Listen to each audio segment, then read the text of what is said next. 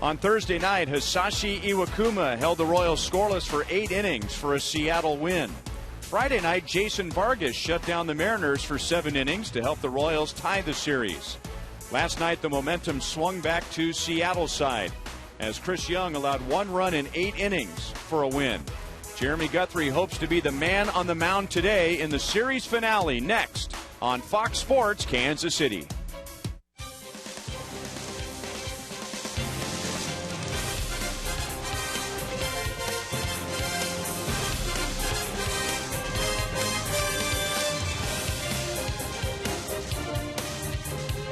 Royals baseball from Seattle is presented by Academy Sports and Outdoors. And it's beautiful outdoors on this Mother's Day in the Pacific Northwest. The sun is out, the roof is open at Safeco Field for the Royals and the Mariners. Hi everyone, welcome back to the ballpark. Happy Mother's Day with Rex Hudler.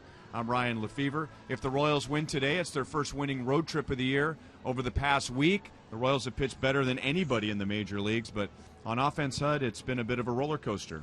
It has been, but there's no roller coaster when it comes to moms out there. Are you kidding, moms? You're consistent. Happy Mother's Day. And to some of you dads out there that are doing double duty, same goes to you too. However, the offense, you either hit the ball at them or you haven't. That's what we've been seeing on this road trip so far. You've got to be able to find the holes. They've been making contact.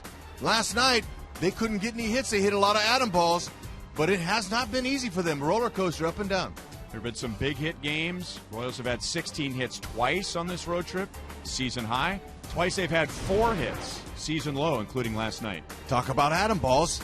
Good example. They couldn't really pick up Young. Young, at 6'10", he was funky. He was throwing that disappearing ball. He got a lot of guys to swing at that pitch up, but they still hit him at people. Eski, just a little power shortage there, sent Ackley to the ground. Today, to make a statement, they've got to improve on the road, get that road trip, and be vicious while you're at it. We had a tense moment toward the end of the game last night. Joel Goldberg will join us after the break to clear the air on that.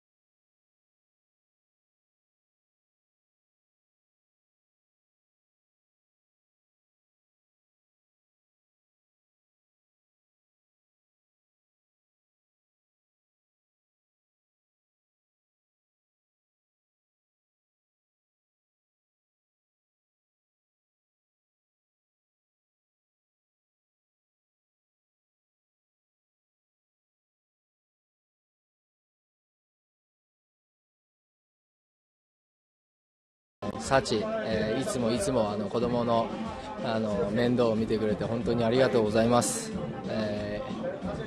帰ったら、一緒にお祝いしましょう。Mother's Day greetings from Nori Aoki. Joel Goldberg back here by the Royals dugout. Pink is the theme. From the shoes to the wristbands to these bats from Louisville Slugger that say real men swing pink. The moms are being celebrated today. Well, Billy Butler, he was swinging just fine last night, but then almost got himself in trouble after a 2-out ninth inning hit down in the game. Almost got picked off rounding the bag. Got caught napping a little bit, and Robinson Cano almost ended the game with Billy Butler being thrown out. He was safe, but the first base coach, Rusty Kuntz, was not happy about it. An argument ensued, and Billy Butler addressed that after the game. Felt bad about it. All right, and so Billy ended up apologizing and saying, hey, look, Rusty is the best in the game at base running, at outfield play. If Rusty's mad at you, you did something wrong, and Billy said that it was his mistake. The good news is that he was not thrown out. Those two are out here today playing catch. All is well. Happy Mother's Day. Haha nohi omedeto. Feliz Dia de las Madres.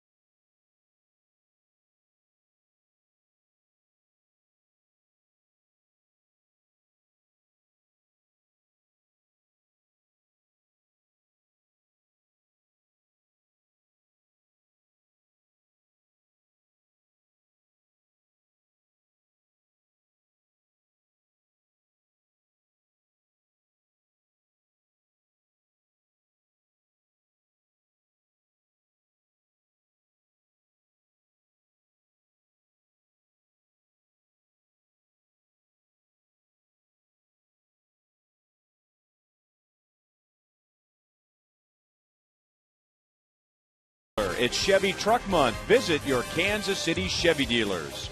By the Missouri Lottery. Try the Missouri Lottery's new Lucky Sevens playbook. And by AT&T, mobilizing your world.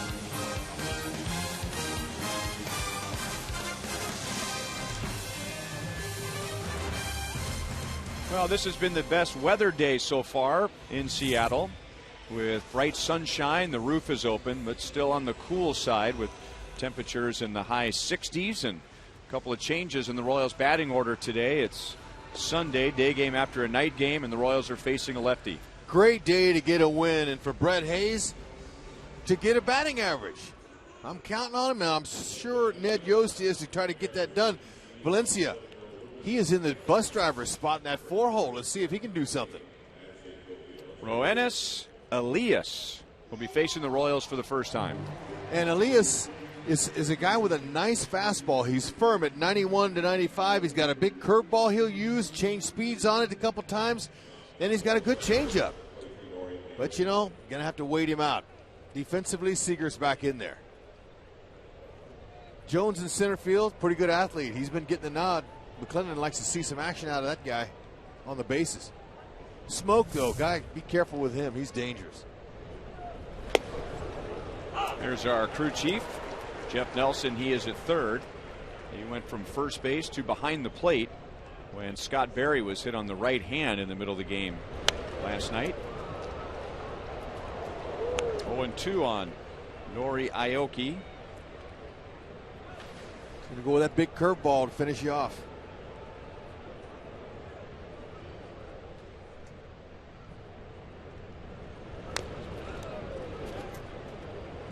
He's a little bit like Ventura. Doesn't throw quite as hard. Same kind of action to his curveball. Maybe not as straight over the top 12 to 6. He might have a little more of an angle to it, but it's a good one. They're gonna have their hands full, but they can beat him. And when he makes mistakes out over the plate, don't miss him. Born in Cuba and defected to Mexico in October of 2010 after 30 hours on a boat. Back up the middle, Cano has it go off of his glove. It would have been a tough play to get Aoki, who's on with an infield base hit. Stayed with the curveball. Just how you do it. Just trying to guide it out there. You could see how he even stopped his bat from following through. Just tried to find a hole, and he did. It's a good start. See what kind of move the young lefty has. Elias.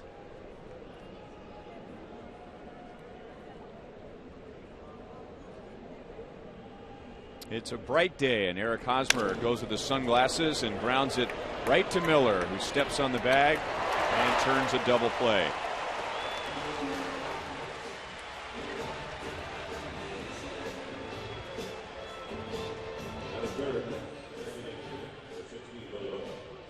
So Billy Butler, who bats third, comes up with 2 down, nobody on. Joel just talked about his confrontation with first base coach Rusty Kuntz after rounding first base in the 9th inning last night. And it was part of the scouting report that if you round first base, if you round it too far and Robinson Cano gets his glove on the ball, that is something he often does, is he will try and make a quick toss over to first base. And so Rusty was upset that Billy had rounded the bag as far as he did and was almost picked off to end the game. 1 ball, 2 strikes. Billy manned up, made a mistake. When you're anywhere on that field and even in the dugout, you have to be conscious and aware of the cameras. The cameras are there. You got to contain yourself and not get emotional at all, especially towards the coach. Billy made a mistake. He wasn't thinking, but he apologized. Also said he got caught up in the heat of the moment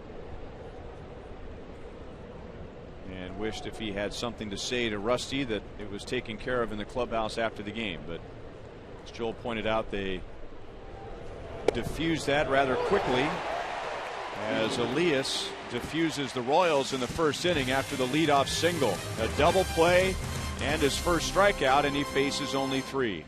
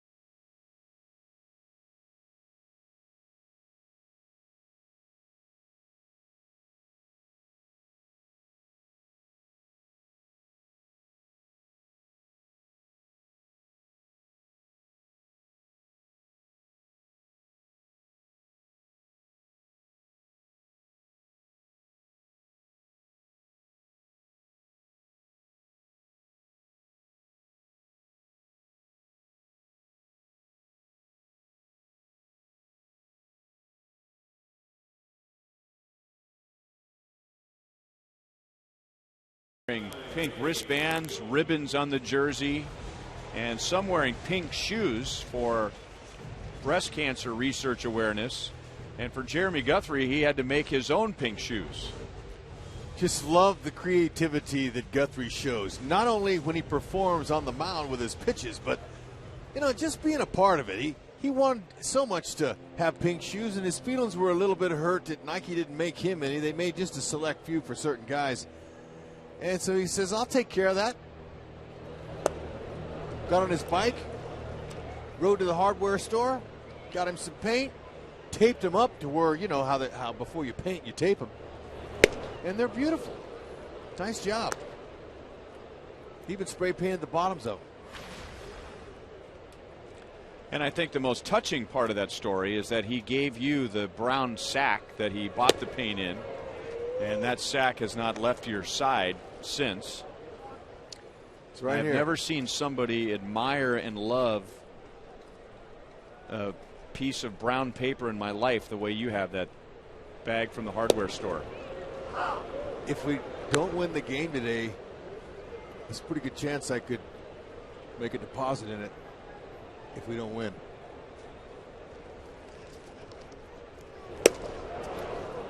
Okay. Guthrie strikes out James Jones.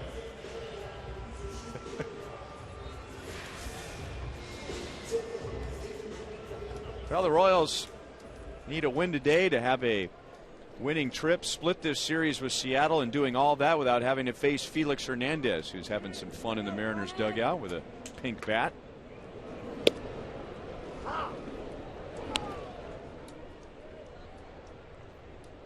Strike to Brad Miller.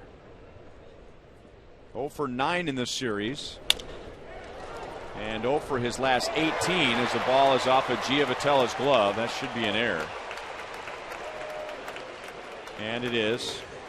So Miller now 0 for his last 19. And the Mariners have 1 on, 1 out. Two hopper. Actually 3. It stayed down and went under his glove. Gio just didn't time it right.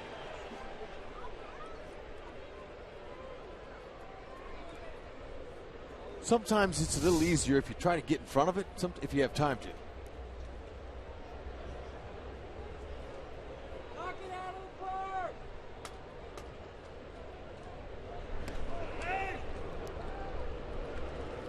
Cano's grounded into 4 double plays. Guthrie wants to make it 5 here. Well, so far, and you almost want to whisper in saying this, but Cano has been rather quiet. He's had 3 hits in the series, all singles. The Royals have walked him twice. He is without an RBI in his last 4 games.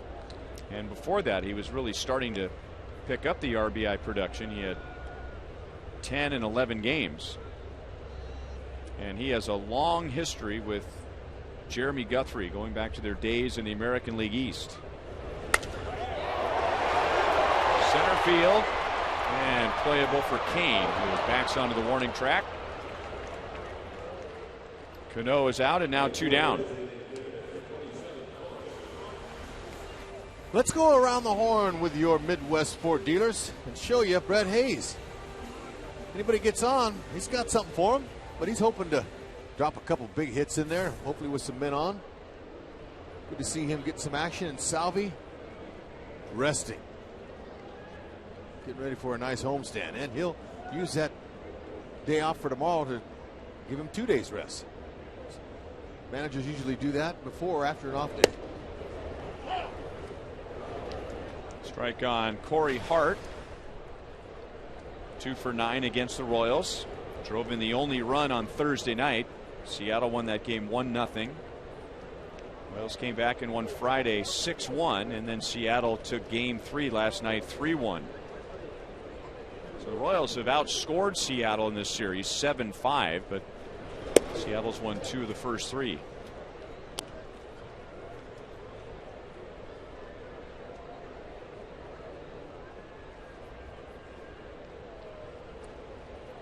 Last start, Guthrie got some early count outs. The Padres were swinging early in the count.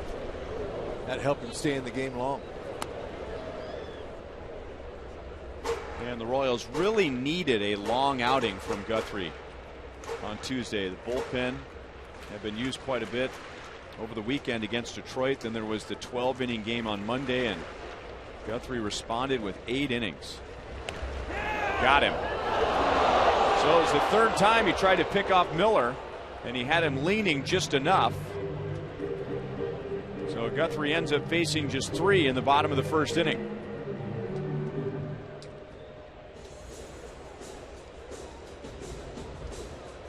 And Lloyd McClendon was on his way out of the dugout, and before he could even get to the grass to say something to first base umpire Laz Diaz, he got word that Miller was out.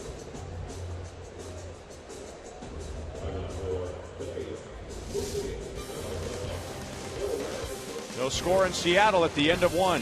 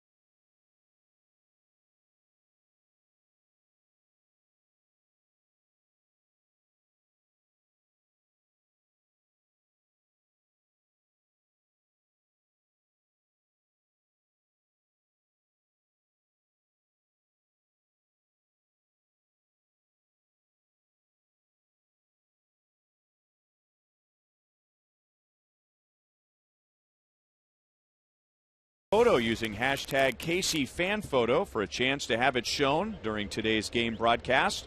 Brought to you by AT&T.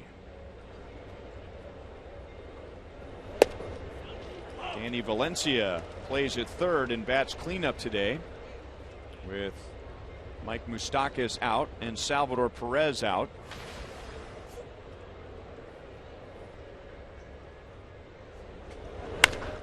And hit sharply off of Seager's glove. Miller backs it up, and there's no play, or at least no out, and Valencia has an infield hit. And the second straight inning, the Royals have had a leadoff hit. Jumped all over that. Too bad he couldn't get up underneath it. It'd have been 1-0. Scalded it. That's butt balls. Left up, out over the plate, and can be hit if it's in the middle and up.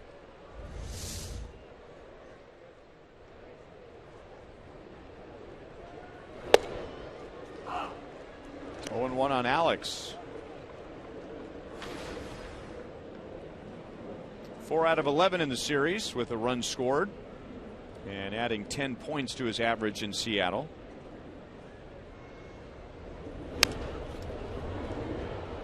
Oh, 0-2. So far, the 15 pitches, he's got an arm like Duffy. And he's the only young pitcher that we've seen so far this year, anyway, that you can compare with as good an arm as Guthrie has. Duffy.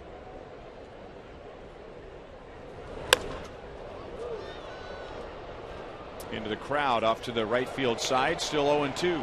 That pink bat that Gordon's got, it's a good one. Because that hit off the end, you could tell by the sound. He was out in front of that breaking ball, but it stayed intact. Maybe that's a good sign. to see him get a hold of one today.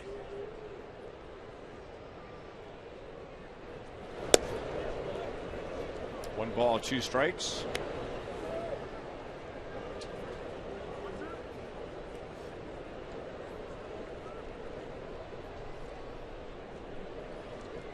Last homer was April 9th.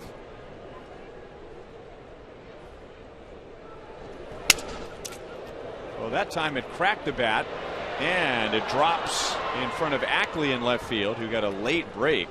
Almost got an out at second base on a force. So an infield single, a broken bat single, and the Royals have 2 on to begin the second inning. They'll take it. Ackley thought he had a chance at the catch and then the throw, but Valencia was able to sneak in there. Still a little bit late. Almost got his ankle tied up on the bag there.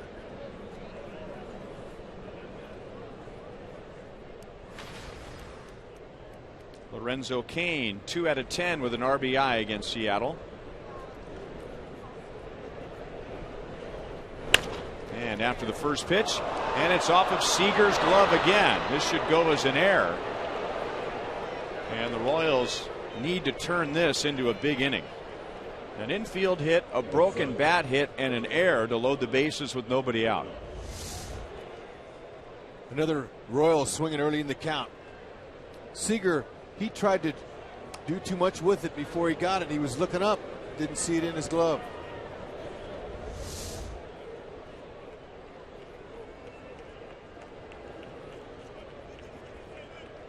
You're right. They got to make him pay. Nobody out. Bases loaded. A big opportunity for Johnny Giavotella. 0-1. So this is 5 straight games the Royals have been without Omar Infante. His back tightened up on him on Tuesday night in San Diego. He was not in the lineup on Wednesday and hasn't been since. Giavotella 1 for 8 in the series with an RBI. 0-2.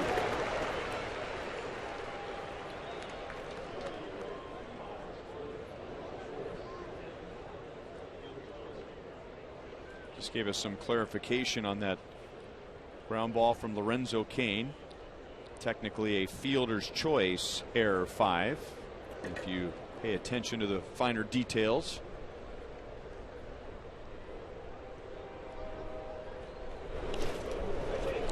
You know he's going to bury that curveball.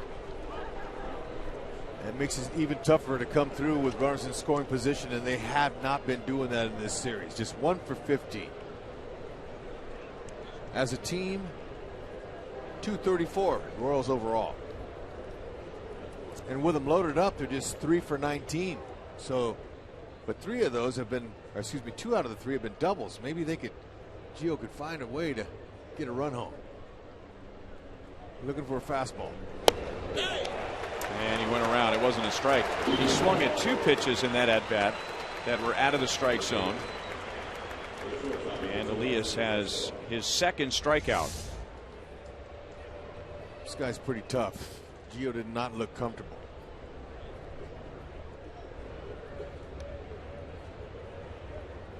Good starting guys off with first pitch fastballs.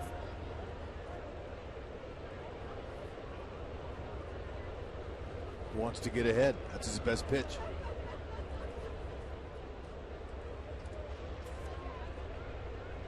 So Alcides Escobar with 1 out, and he hammers the first pitch. Left field and deep. Gone for a grand slam.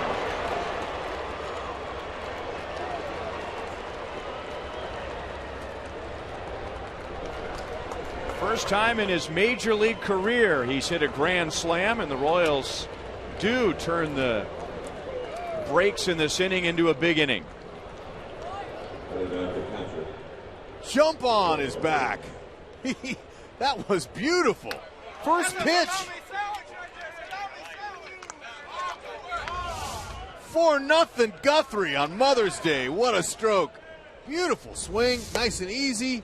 And now they're all hacking first pitch. Esky, congratulations.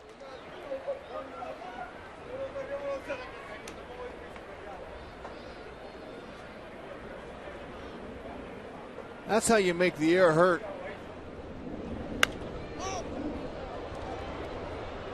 Hayes popped it up, and Zunino right on the line. They'll call it a fair ball catch. So Hayes is out, number 2. Alcides Escobar jumping on the very first pitch.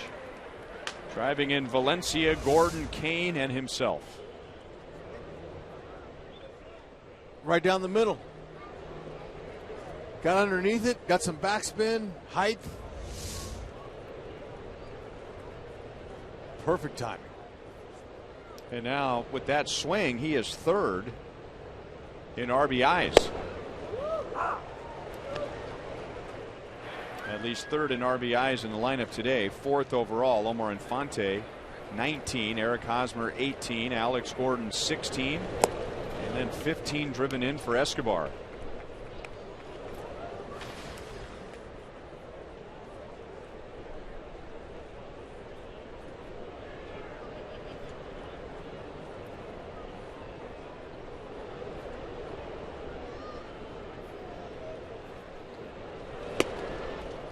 Outside, 2-1 on Aoki. He was on with an infield single in the first inning. Before that hit, he was hitting .367 against lefties, which was 3rd best in the AL. Norrie's got it going on against southpaws.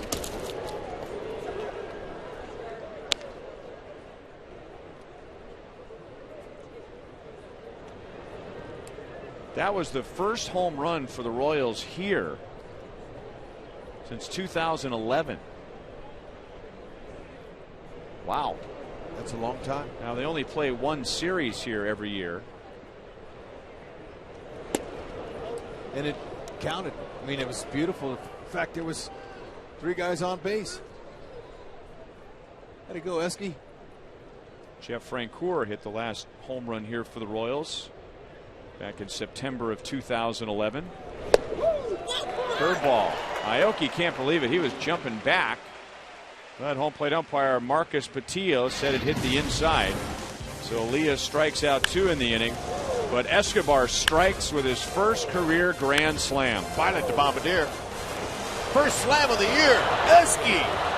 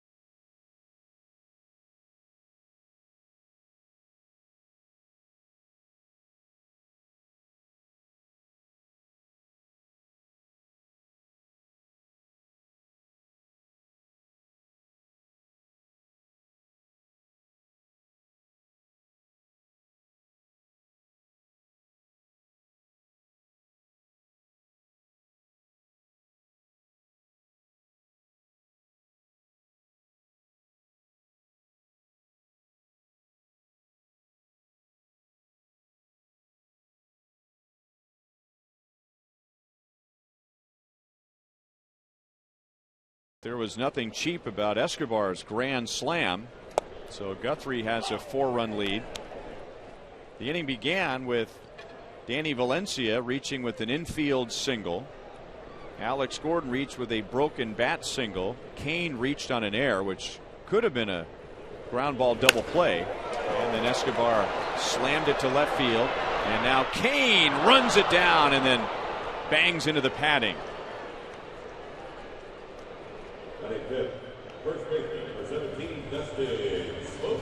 If it stays in the yard, he's going to catch it. His jumps are impeccable. They're great first step action to his left, right, straight back. It just doesn't matter. And he has a better awareness for warning tracks. Being on the DL will do that for you. He slowed down, cussed, pulled up just a little bit in time, and Guthrie says thank you for that help. Glad you're there for any of my mistakes. But one swing, 4 runs. Shocked the house here at Safeco. Man, that's a beautiful thing if you're a Royals fan. And if you're Guthrie. Not used to seeing any power, let alone a slam. Just talked about the lack of production with them loaded up this year. They were just 3 for 19. It was the first grand slam by a Royals shortstop in 4 seasons. There's another hard hit ball. This one right at Lorenzo Cain. That's 3 straight bullets going back to last inning to Lorenzo Cain in center field. He's got a big smile on his face. The Royals have the Rockies, Orioles, and White Sox coming up on the next homestand. Here's our Sprint Framley question of the day. And with the Sprint Framley plan, everyone gets unlimited talk, text, and 1 gig of data for as low as $25 a month per line, while on the Sprint network, the more people added, up to 10 total, the lower your rate. Which offense? By far, the Colorado Rockies are the most dangerous offense there is in baseball right now. 56 home runs, 97 doubles, 700 total bases. There's not a team in the world close to them right now. You can guess who you want, but that's my guess. The Orioles will be getting Chris Davis back. Remember, he went on the disabled list when the Royals were in Baltimore with an oblique strain.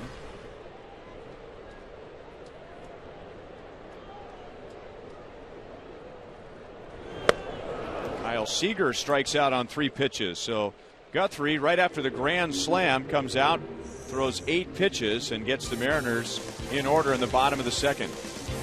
Keeps the momentum on his side. He's a smart pitcher, that Guthrie guy.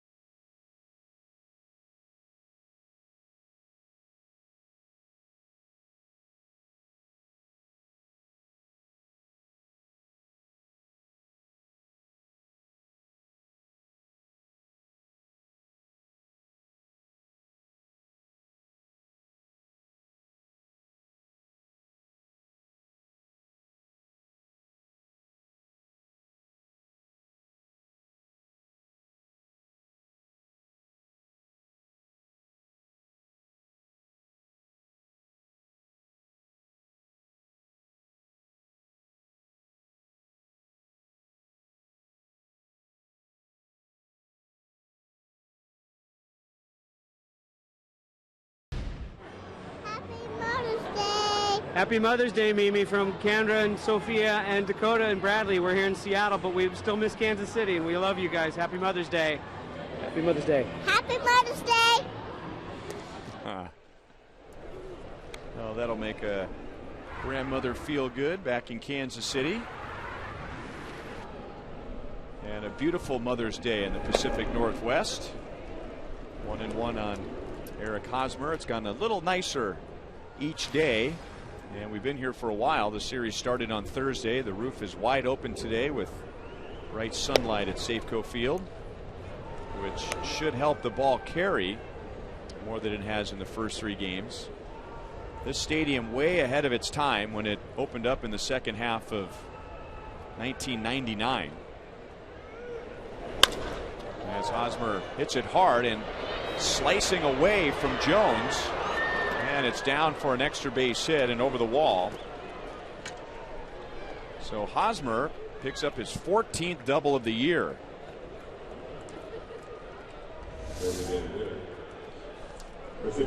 Right down the middle, they're not missing it.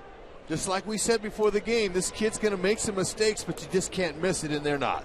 That ball was tailing away from the center fielder, like you said, Ryan. It had a little spin. We could see it from up here. There's no chance for Jones. And that 14th double leads the Royals. And it ties him with Trevor Plouffe in doubles, and our Toyota League leaders shows us that Hosmer, in addition to the doubles, 3rd in the league in hits. He is also 3rd in the league in multi-hit games, and remember last year he led the league in that category. That was his 13th base hit of this road trip. Now Billy gets jammed, and going out from short, Miller looking up into the sun and makes the play. Billy 0 for 2, and Hosmer back to second base with 1 out.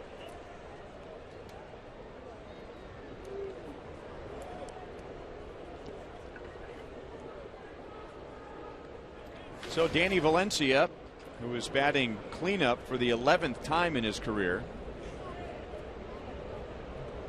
He started the 4-run rally in the second inning with an infield single. Sharply hit ground ball off of Seager's glove at third, and then he, Gordon, and Kane all scored on Escobar's grand slam.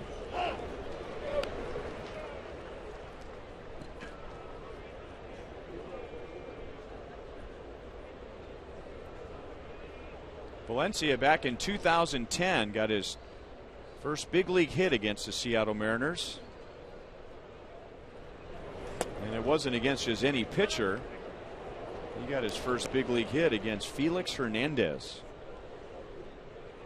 Not long after that, he hit his first major league home run. That was at Kauffman Stadium, and that was a grand slam off of Zach Greinke. Pretty good names there. Pretty impressive names on those 2 baseballs to put on his mantle. Going to be a tough play for Seager, and I don't know if he would have gotten Valencia, but a few boos from the crowd here today as Seager's had a couple of balls go off of his glove, 1 for an error, and now unable to pick up the dribbler with his bare hand. He had no chance to get Valencia. Valencia going good. You can't hardly roll a ball any better. Perfect spot.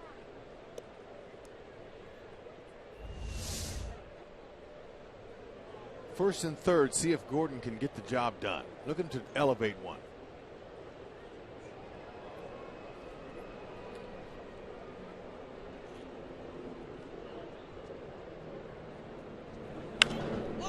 Popped up.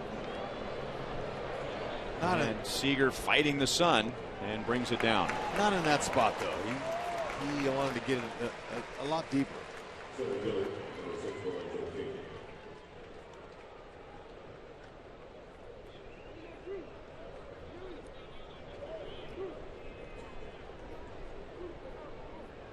So Kane, who had the second biggest at bat last inning, as he, with runners at first and second, hit a sharp ground ball to Seager at third. If Seager fields it, it's probably a 5-4-3 double play, but it went off of his glove for an error, and that set the stage. It loaded the bases, and with 1 out, Escobar hit the grand slam.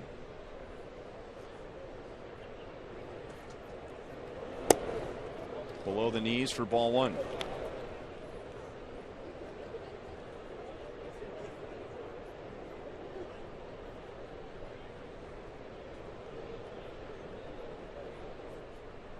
Great look from the left field corner.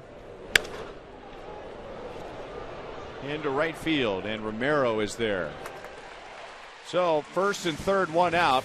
Elias pitches out of it, and we go to the bottom of the third. 4-0 KC.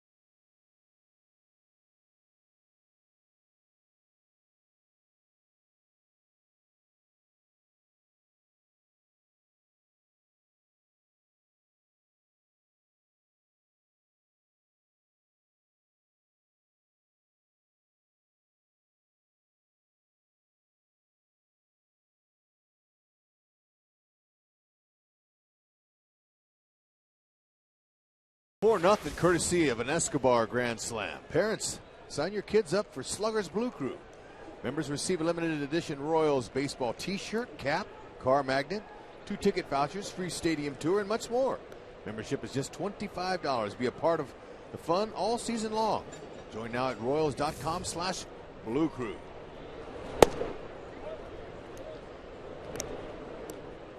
Ball one to Dustin Ackley, leading off the bottom of the third. Ackley hit one of the 2 Seattle home runs last night against Yordano Ventura. Hit a solo home run to right field, his second of the year. Lorenzo Cain has been busy. He is all the way back, and Ackley hits another home run.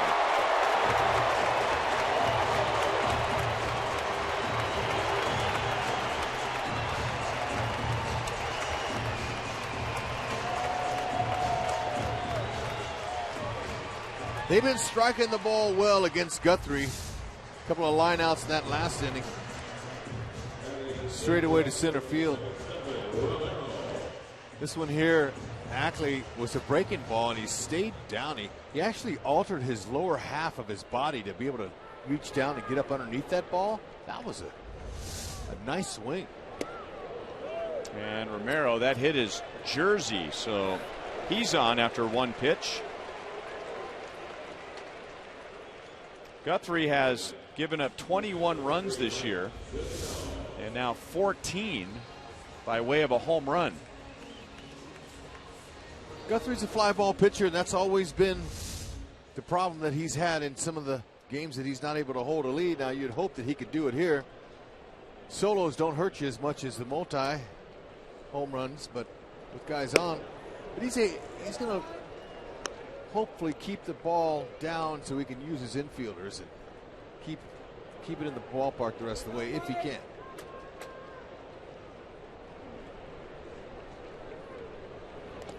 That's the 8th home run now he's given up to a lefty. 8 of 9 against lefties. Righties only have 1. Guthrie's already picked off a runner today. He got Brad Miller in the first inning. Ackley's home run is Seattle's first hit against Guthrie. Romero's got a big lead, so he is tempting Guthrie to throw over there. 2-0 on Mike Zunino. He started the first 2 games and went 2 for 6. And former Royal John Buck started last night's game. 2-1.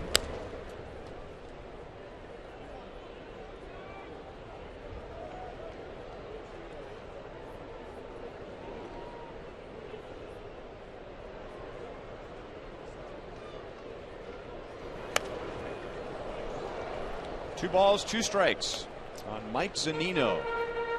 He was drafted just 2 years ago by Seattle, so he moved quickly. They took him in the 2012 draft, third overall pick out of the University of Florida, and a year later he was with the Mariners.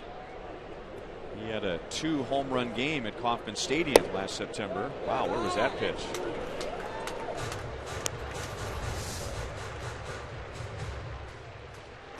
Right down the middle.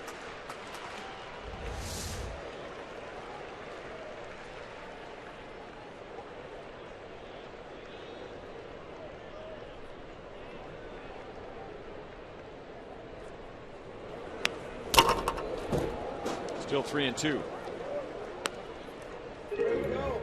Umpires, they know when they miss a call. They try to make it up.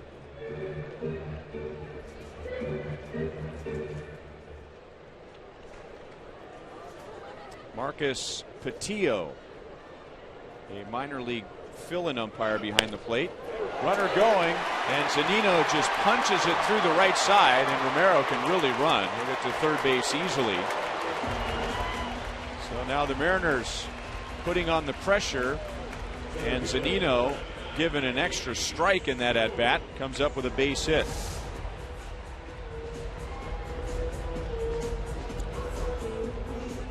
Jam shot, but the angle of his bat, he was trying to do that.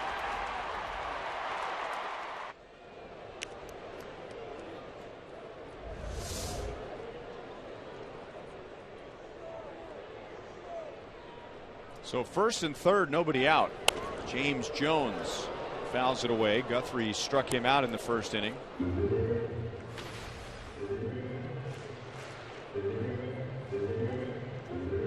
Jones has just 14 at-bats this year, but has 6 hits, 2 in this series, including a double, and has a good eye. He's walked twice. 1 ball, 1 strike.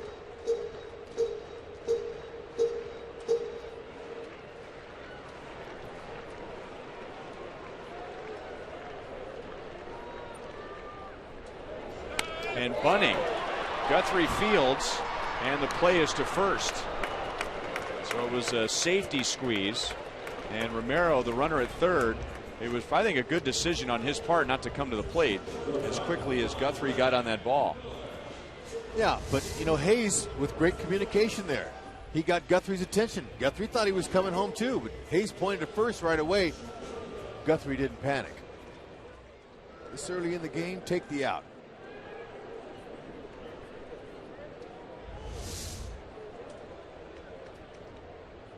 It's a good bunt by Jones. And now high to Brad Miller. He reached on an error by Giavotelle at second base in the first inning.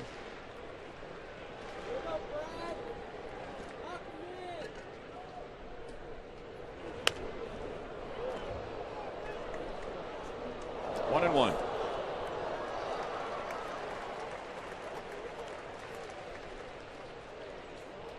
Now Jones did advance 1 runner, but he does not get a sacrifice. If there's more than 1 runner, at the very minimum, the lead runner needs to advance. So it's just a 1-3 scoring play. Guthrie gets a call back there, and it's 1-2 on Miller.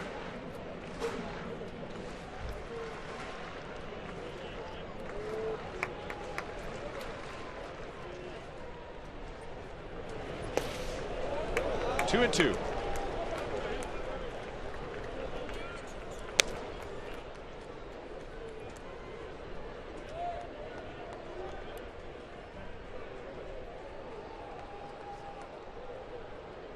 Ned keeping the infielders back so they can have range and knock the ball down and not let Zunino score from second. He's got a 3-run lead.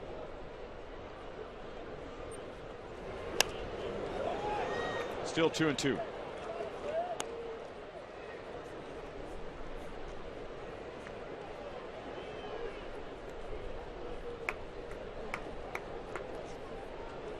Guthrie'd love a strikeout if he could.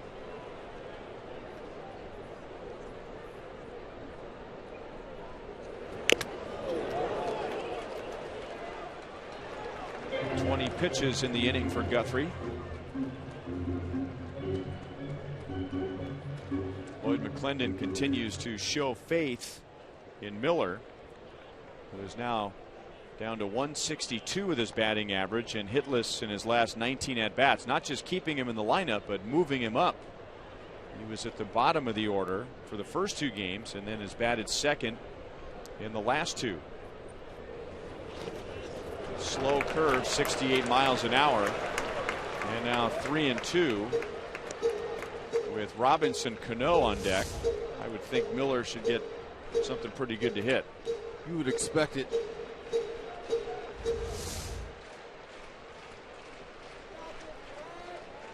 Miller been popping a lot of balls up in this series.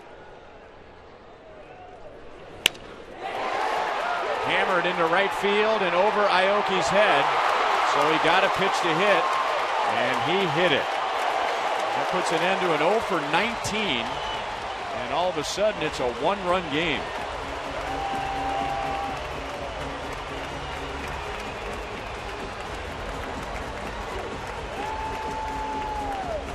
He knew with Cano on deck he was going to get a good pitch to hit. It was on the inner half.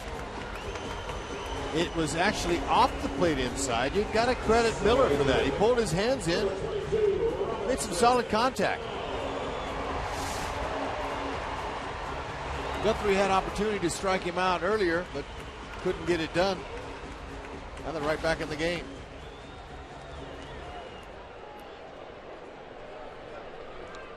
Tying run at second, go ahead run at the plate. Robinson Cano, he flied out to deep center in the first inning.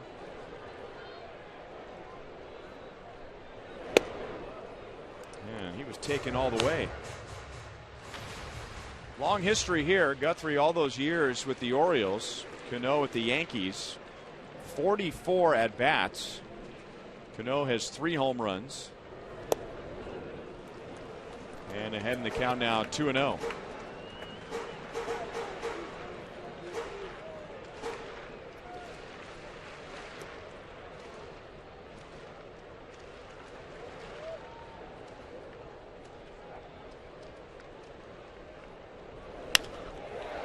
Hosmer, great play at first base and a double play.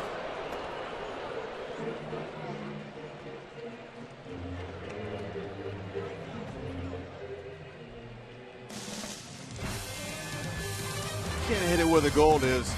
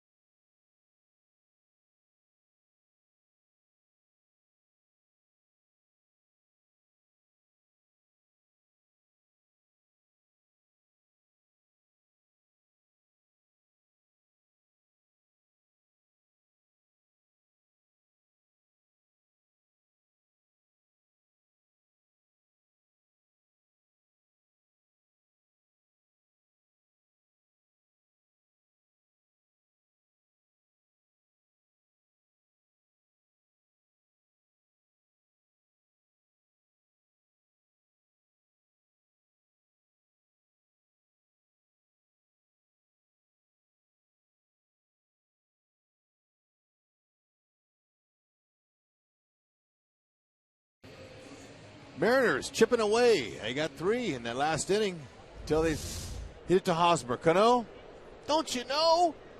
He wears the gold. That's a quick play to turn the inning around.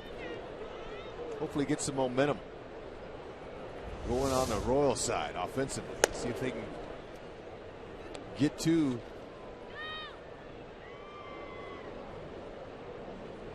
Elias.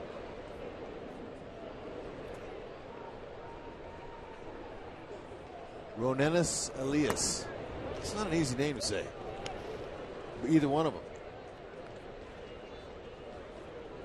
Roenis, not to be confused with Yoenis, as in Yoenis Cespedes with the Oakland A's.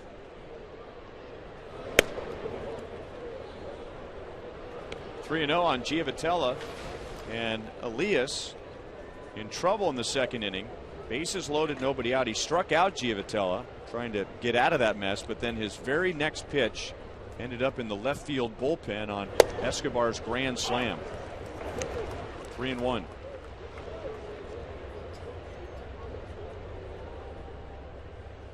Giavotella, Escobar, and Hayes in the fourth inning. Royals have 6 hits already against Elias. A couple of extra base hits, and now a walk. Royals have had the leadoff man on in all 4 innings. And now your Kansas City Honda dealers bring you the MTP of the game, the most trusted player, brought to you by the most trusted brand, Honda. What a stroke. Salami, first of his career. You know, he caught it out front, a home plate with that nice camera from above. We were talking the other night about Dave Niehaus, the Hall of Fame broadcaster here in Seattle, who passed away 4 years ago. And one of his great trademark calls was describing a grand slam. And he would say, "Grandma, get out the rye bread and the mustard. It's grand salami time." All right, Dave.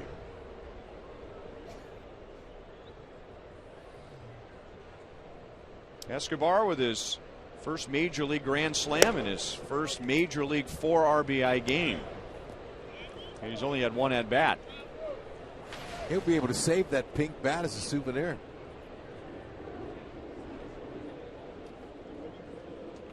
Now Seattle pitching coach Rick Waits out there to check on Elias, who's already walked Giavotella, now pitching Escobar carefully.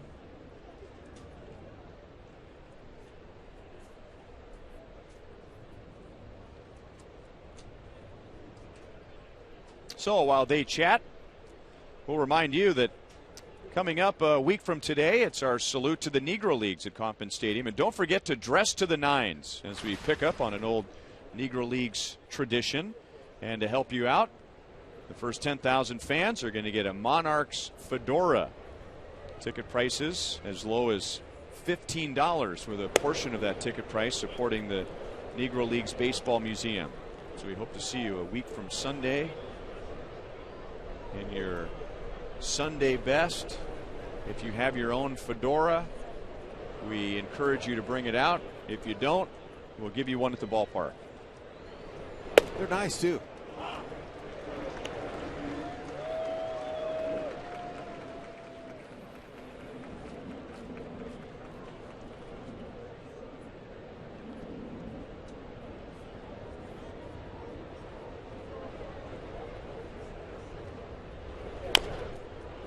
Fouled it off of his foot, and down he goes.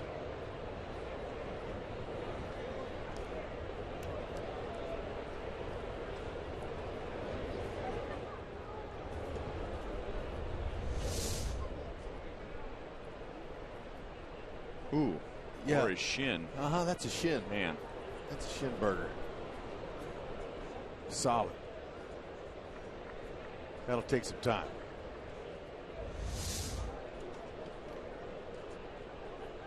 Royals trainer Kyle Turner out there with Ned Yost.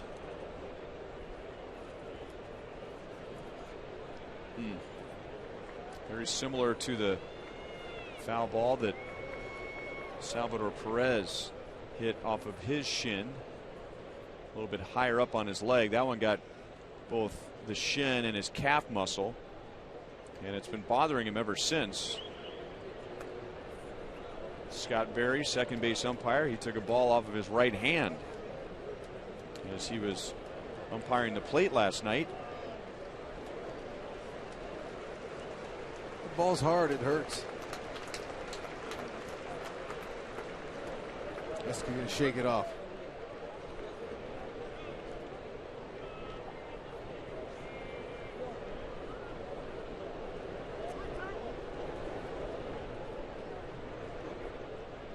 So from 3-0 to 3-2 after the walk to Giavotella.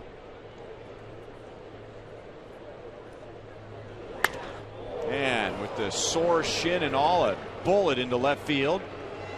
And Eske maybe working on a cycle today if he can stay on his feet. He's still hobbled as he rounds first base. He's got the home run and the single out of the way. And for the third consecutive inning, the Royals have more than one base runner. 3-2, sitting right there on it. When you're hot, your bat doesn't miss.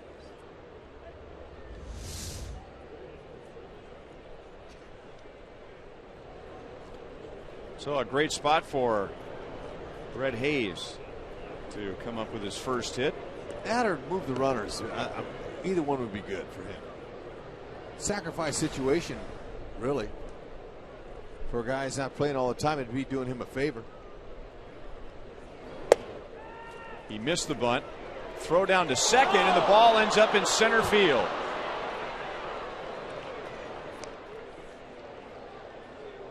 Second error committed by the Mariners today.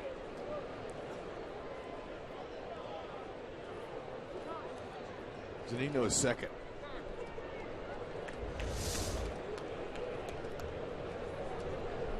Good throw over the base, might have gotten Gio. But whenever a guy bunts through the ball, it's tough for the runner. You really got to be light on your feet to be able to go back either way. Now let's see if he lets Hayes swing away. See if he can get up underneath one, get the run home, or get him a batting average this year.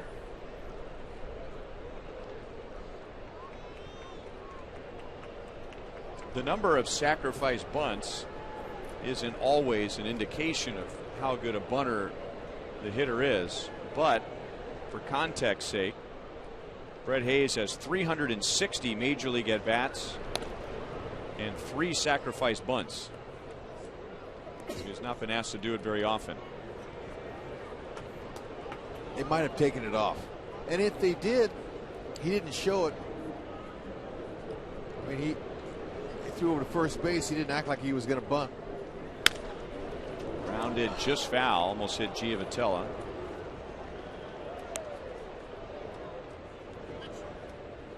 That's why the runner from third always takes his lead quite a bit in foul territory, so that if he's hit, it's not an out. Similar situation, and we know he's not going to bunt, or he might now.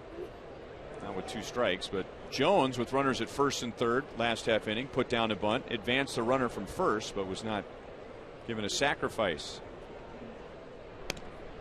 As Elias is still concerned with Escobar over at first. I always thought that was a sacrifice, but you guys said that the rules state that if it's not the lead runner, is that how it is?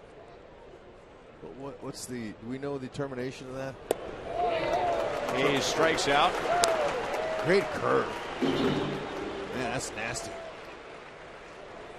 Well, in the end, it is up to the official score. I mean, we've seen plenty of bunts over the years where it's clear that the hitter was trying to get a hit, but because he advanced a runner, the official score will gift them a sacrifice. And some official scores, as the one did today, if the lead runner does not advance, will not give the hitter a sacrifice, as the official score here at Safeco Field did last inning with Jones. Breaking ball is inside, ball 1.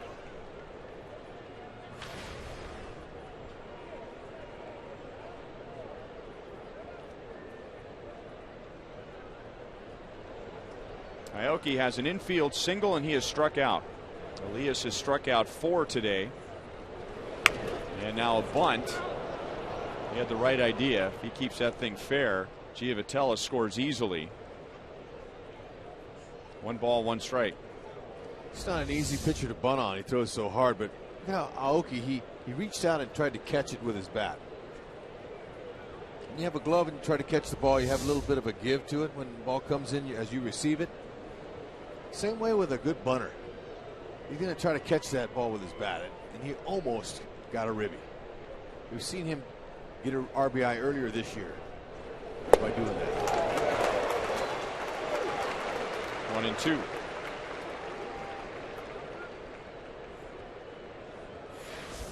Aoki, one of the best in the league against left-hand pitching, especially lefties against left-hand pitching. Here are the numbers presented by Academy Sports and Outdoors. Only Shin-Soo Choo of the Rangers and Brett Gardner of the Yankees have better numbers against lefties.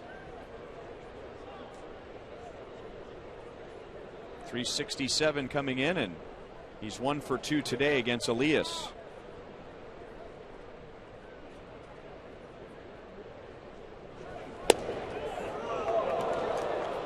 Two and 2, make that 3-2. And on a close pitch in the second inning, the call went Elias's way from home plate umpire Marcus Batillo, and this time it goes Aoki's way. Escobar runs and he fouls it at the plate, but it hit him while he was still in the box.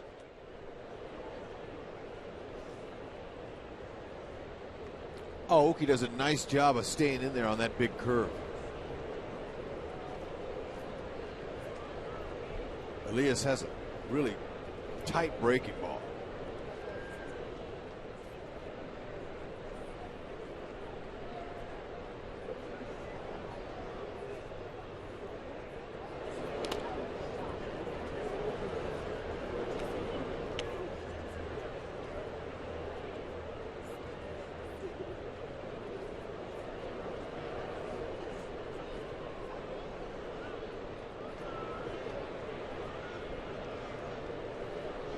Escobar runs again.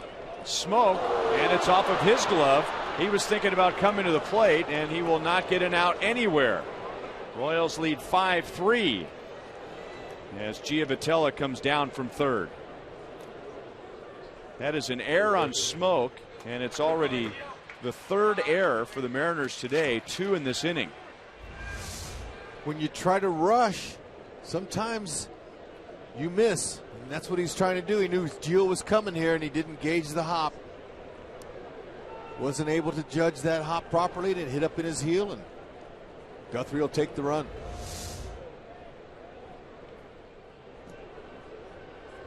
Now 2 on for Hosmer. So far the official score hasn't said anything about an RBI. It should be, because it was not a, it was a tag play at the plate. And now they announce that Aoki gets an RBI. Hosmer is doubled and grounded into a double play. Both balls hit hard in the first inning. It went right on the nose, but right to Miller at short with Aoki at first. And then Hosmer hit a ground rule double to left center field in the third. 0-2.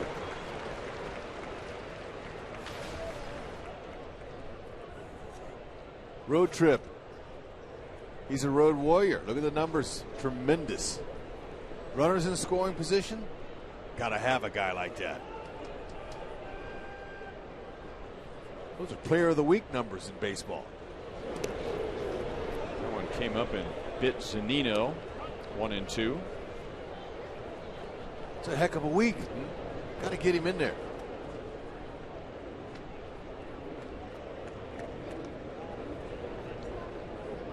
He had 7 of his 8 RBIs in the San Diego series. Got his first home run of the year in San Diego. Who votes on that player of the week? MLB, Major League Baseball? look out. Oh, man. There is a protective screen that is about 10 inches high, maybe 12 inches. And thank goodness for that. That's what it's there for. This might be the only place in the league that has one of those. Well, I think it would hurt anybody's feelings if it was about 2 feet higher.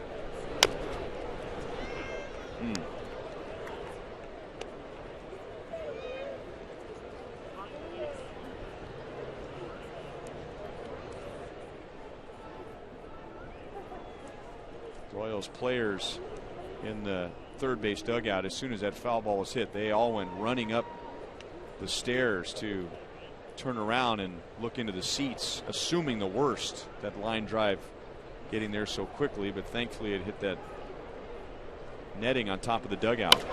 Hosmer grounds it foul. Royals really working on Elias' pitch count. 27 in this inning and 71 in the game. There have been 2 errors in the inning. A throwing error by the catcher Zunino, throwing down to second base. Ball went into center field. And a fielding error by Smoke. Back in the second inning, third baseman Seager committed a fielding error. Hosmer chased the pitch down and away and strikes out, and that's 5 for Elias. 2 down.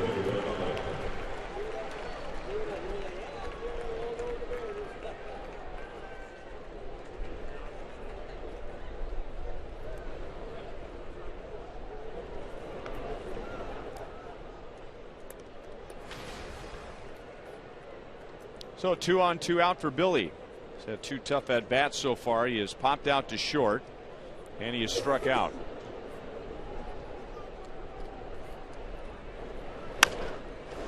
Off of Elias' glove and off of Cano's glove, and everybody is safe again.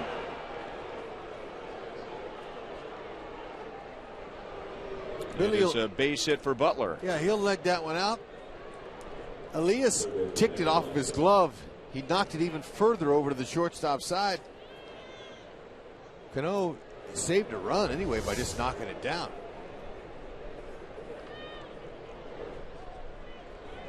Don't know if there'd have been a plate anywhere.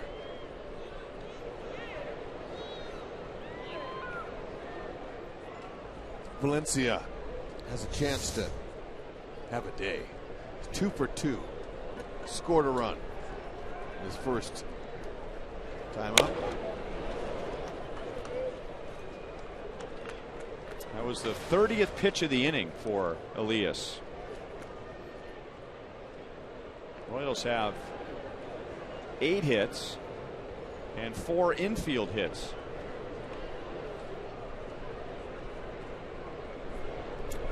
Could we see another salami?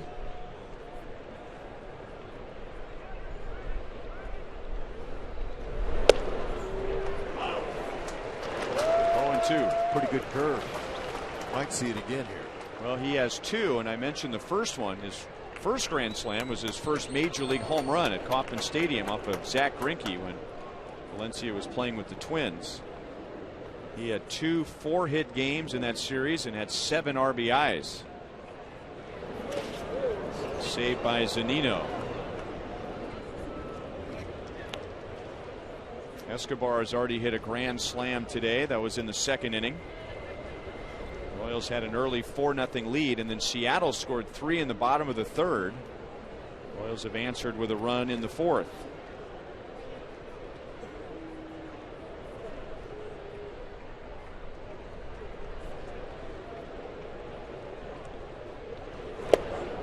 Just inside.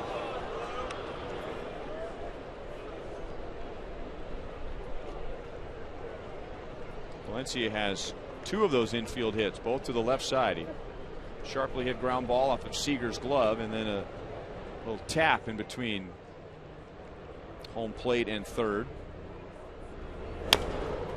And another little tap, and Elias guns it over to first base to put an end to a long inning. 34 pitches. Royals get 1 run and lead 5-3.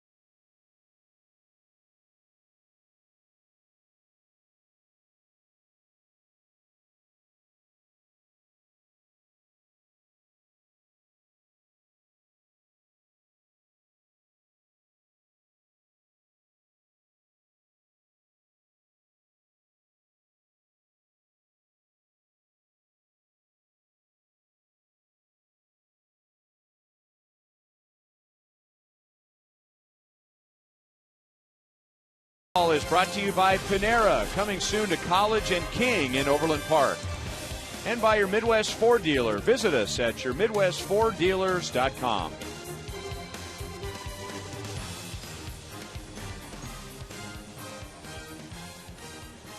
Happy Mother's Day, and that's how they prepared some of the special pink bats to honor mothers today and to bring awareness to breast cancer research.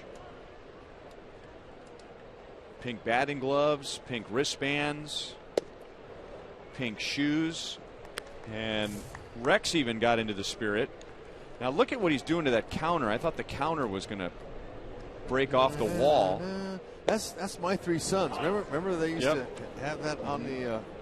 But I didn't know exactly that I was going to be gifted with the pair or fit with the pair, but I would have wore some socks accordingly, but they didn't really match my attire. How about Joel? Well, that's Goldberg. He's got those pink socks that I see on him at least 3 times a week. Hit to Tacoma, but Tacoma's in foul territory.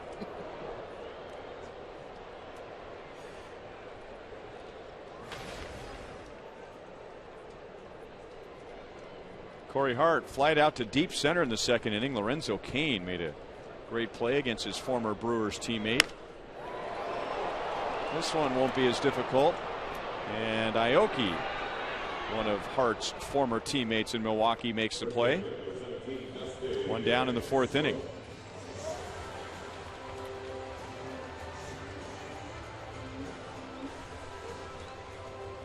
Guthrie gave up 3 in the 3rd inning. Ackley homered. Miller hit a 2-run double. Royals got one of the runs back in the top of the 4th. And now Justin Smoke, who lined to center in the 2nd inning. Smoke has hit 3 home runs against Guthrie.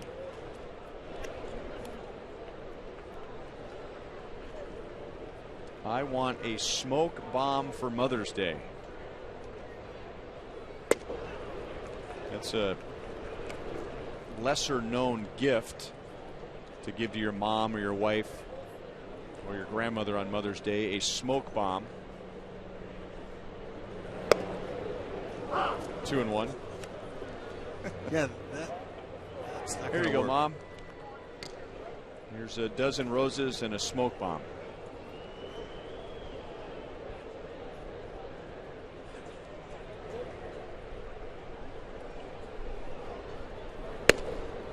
So 3-1. How do you think that would make Guthrie's mom feel? Clarice. If Smoke hit a bomb off of her side.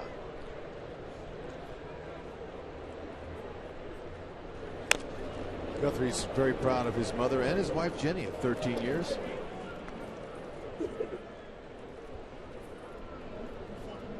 Guthrie's mom Clarice raised 3 boys and a sister. He had 2 brothers.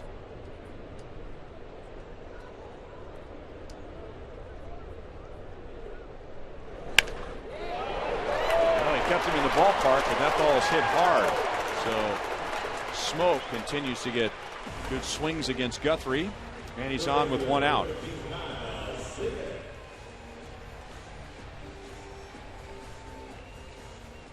So not quite a Smoke bomb,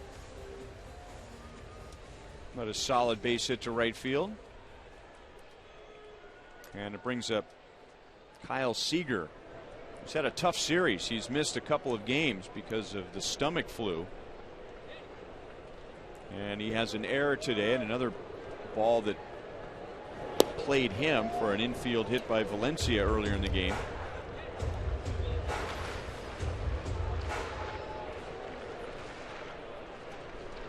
Guthrie struck him out with a fastball in the second inning.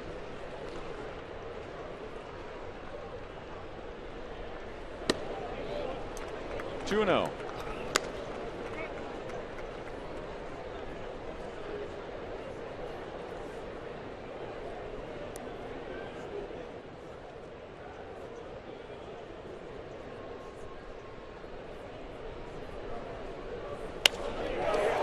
Right field corner, deep, and a tie game.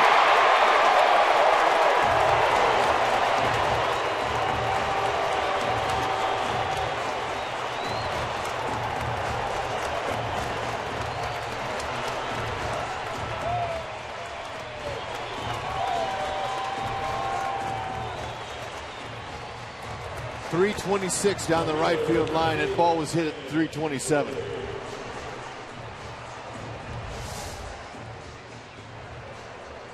Drifted out over the middle of the plate. He was ahead of it, hooked it off the end of his bat, but just enough.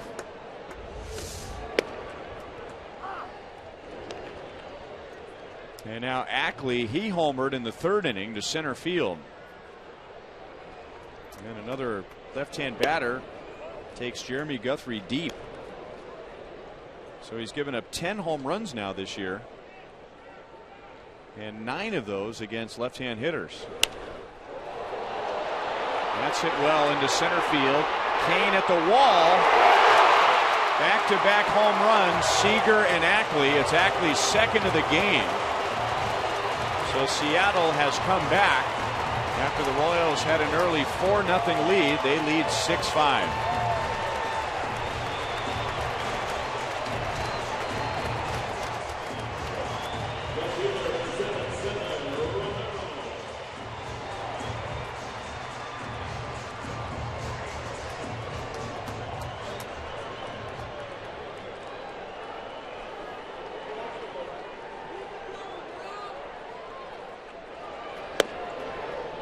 Strike to Romero.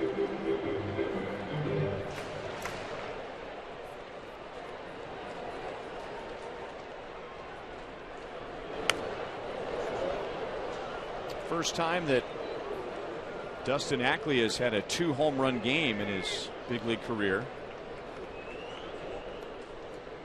And now Guthrie has allowed a major league high 11 home runs this season. Just too much in the middle. 1-2 on Romero. That's a perfect spot. That's right where Guthrie wants to leave.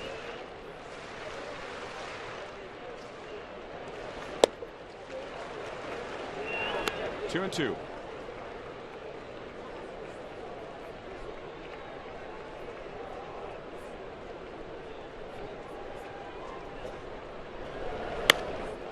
Jammed him. And Hosmer will go to the bag and get Romero for the second out. Let's take a look at these 2 home run pitches by the Missouri Lottery Fox Tracks. Middle.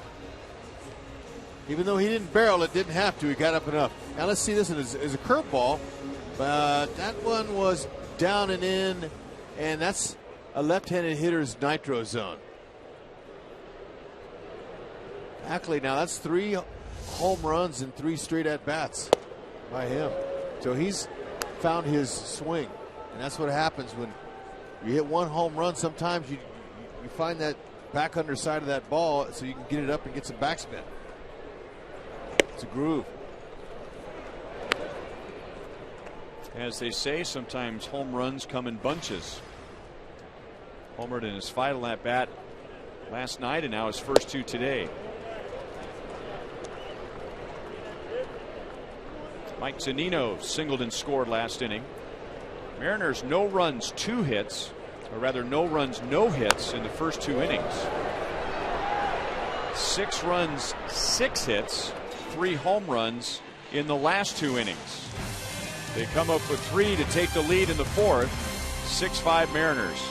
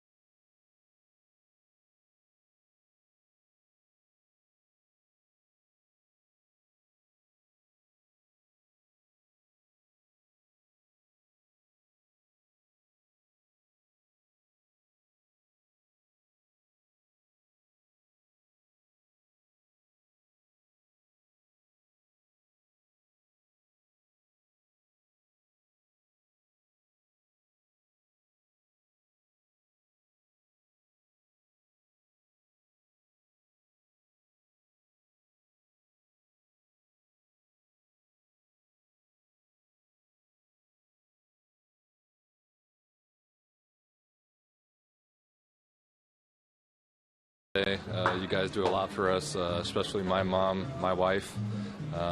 We spend a lot of time, on the road, and they end up taking care of most of the kids. So they do a lot for us, and unfortunately, we're not going to be there with them on Mother's Day, but we'll be thinking about them. And I just want to wish you guys a happy Mother's Day, and thanks for everything.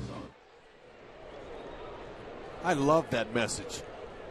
That you don't get Alex to say a lot, but that was meaningful. I'm sure Leslie appreciates one of her 3 sons sending out a message, but I'm sure she heard from the other 2 or 3, excuse me.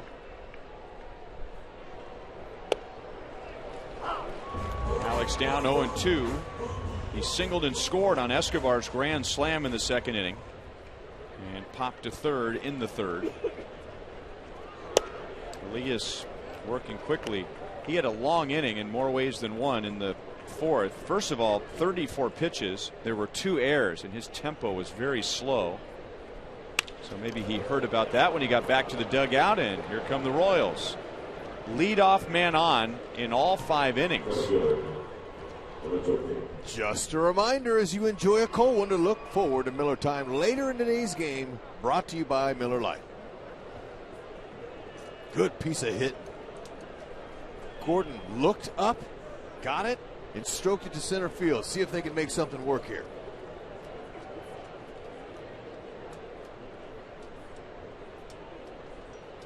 Not a lot of players wear those ribbons either, that you can stick them on your chest like Alex has on his.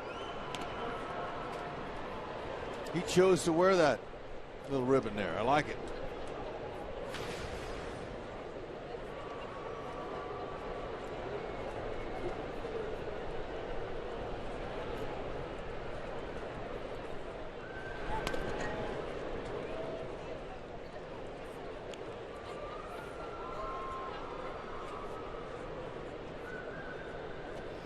Special day. This is a day where a lot of baseball players and a lot of men in general love. appreciate the work. Moms do. Every day.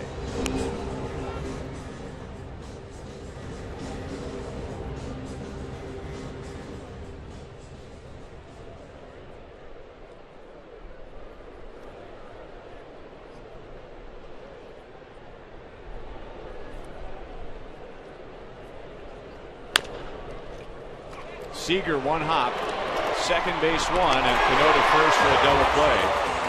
And they had to turn that quickly with Kane being the batter runner. So the Mariners have committed 3 errors today, but they've also turned 2 double plays.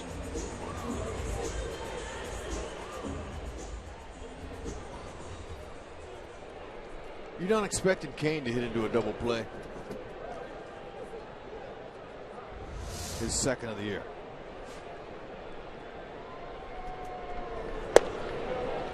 Strike 2, Johnny Giavotella. He walked last inning, leading off the inning, and scored on an error. He advanced on an error and then scored on another error.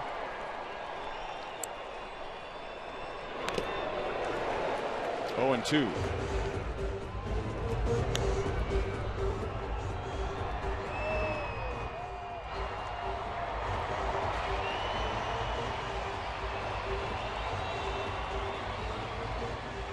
This series has been a roller coaster. This game has been a roller coaster of ups and downs and back and forths. And it has been a roller coaster ride for the Mariners. We haven't even gotten to the quarter pole of the season. 6-3 to begin the year. Then they lost 8 in a row and went 1-10. And now they've won 12 of 16. And they've won 4 series in a row since their 8-game losing streak. Leadoff man on, but another double play. The Mariners have had 6 in this series, and Elias faces only 3.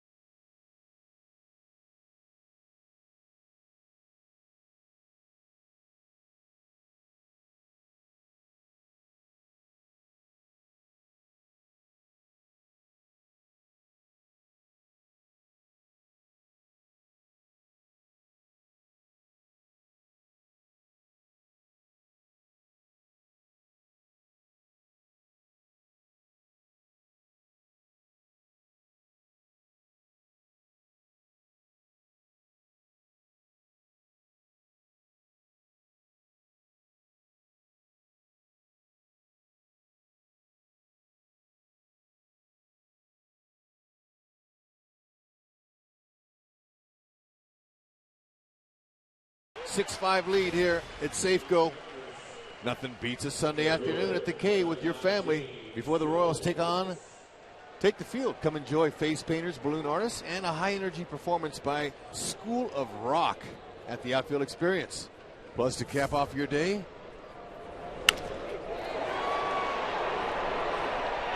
Jones gets it over Alex in left field. He can really run. That's an easy double for him. So James Jones 1 for 3 today, 9 for 16 to begin the season.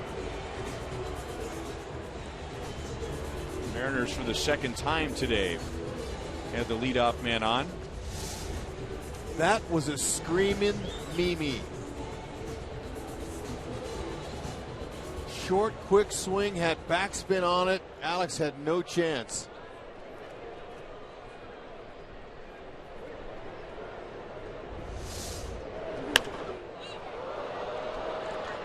It's a break for the Royals. If Escobar can pick it out of the sun, and he does. So Miller, who had just put an end to an 0 for 19 with a 2-run double in the third, he does not advance Jones. So runner at second, 1 out. Just 2 pitches thrown by Guthrie to Jones and Miller.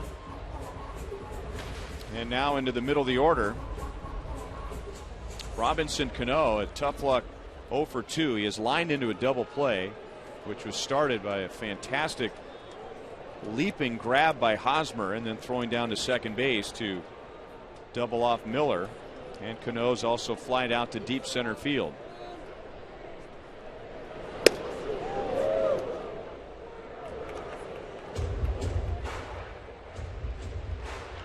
Three home runs for the Mariners today, all from left-hand batters. Ackley has 2, and Seager is homered. Line to Valencia, no chance for a double play. So that's the 3rd time that Cano has hit it hard without a base hit. 2 down. Most home runs allowed to a left-hand batter this season, and Jeremy Guthrie by 5 over Felipe Paulino, the former Royal, Jake Peavy, and Dan Straley. And 11 home runs overall, leads the major leagues. And 19 of the 26 runs he's given up have come by that home run. Something he tries to work on, but you just got to stay out of the middle of the plate. But those are considered mistakes, and a lot of hitters aren't missing. He's a fly ball pitcher.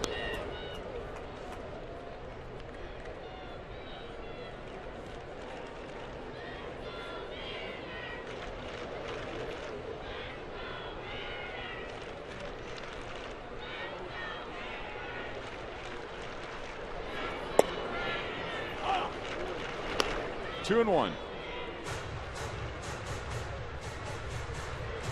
Guthrie could really use a short inning. Look at the previous 2 innings, 25 in the third, 27th in the fourth. And Escobar won't get to it. Jones turns his leadoff double into a run. The Mariners continue to be one of the best in the league, hitting with 2 outs. And now Seattle has a 2-run lead, 7-5. And it's hard again. He got that base hit off of Duffy. Right up the middle.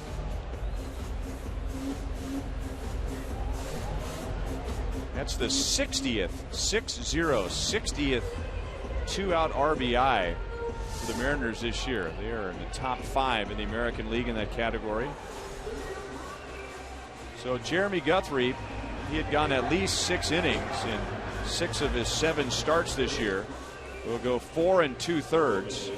And Kelvin Herrera is a Chevy call to the bullpen in the bottom of the 5th.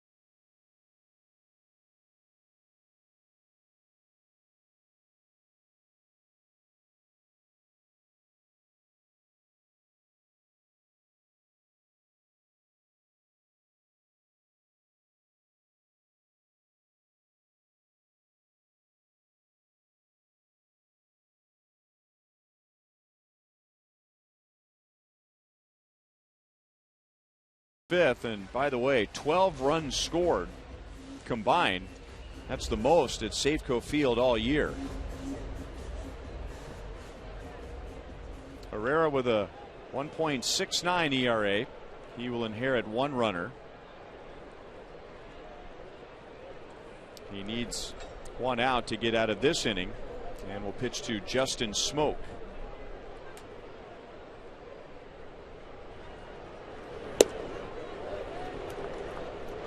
Well, up until today, the Royals were having an excellent road trip on the mound. During this trip, a 1.76 ERA. That was the best for any major league team in the last 6 games. And it included Jeremy Guthrie's effort on Tuesday at San Diego when he gave up just 1 run in 8 innings. A tough day for Guthrie today as he gives up 7 runs, 8 hits, 3 home runs, and departs after 5 innings. He was not even after 5 innings. It's too bad. He was just way too much in the middle. Even early in the game, they were lining some shots to center field to Kane. Their first 6 batters, 3 of them hit the ball hard off Guthrie, and looked like it. We were hoping that was not a sign of things to come, but sure enough, it was. Too many balls in the middle.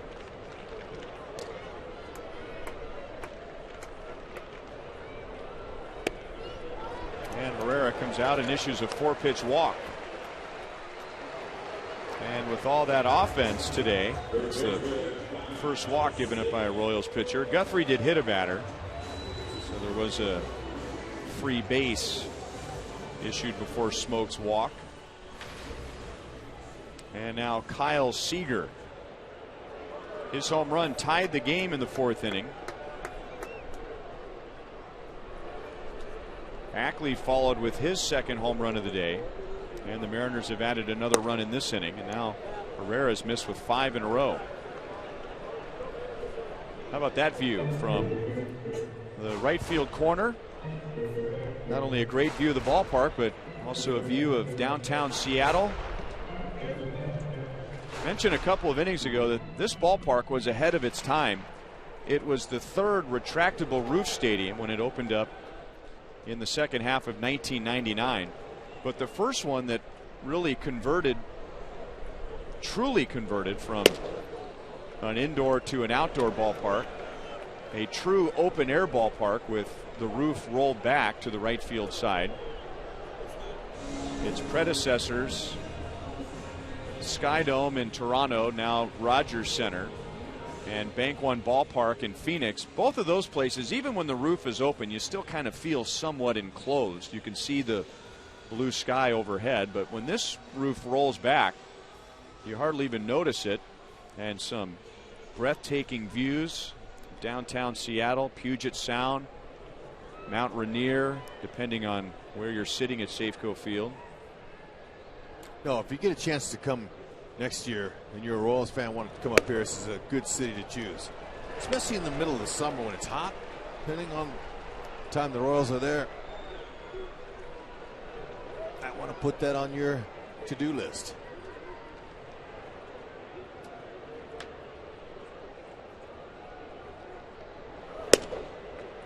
That's the first strike after missing with 7 in a row.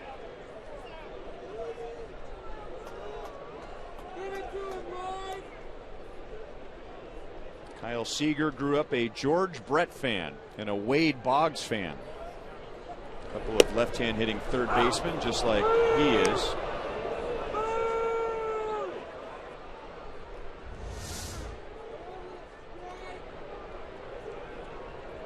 Ball looked like that could have been off the plate, but Herrera will take it. 2 outs. Don't want to walk anybody, especially to get to the hot hitter on deck, Ackley. His last 3 swings have all been homers. Hosmer gets a big hop, and he'll take it to the bag himself to end the inning. After being scoreless in the first 2 innings, Seattle has scored 7 in the last 3.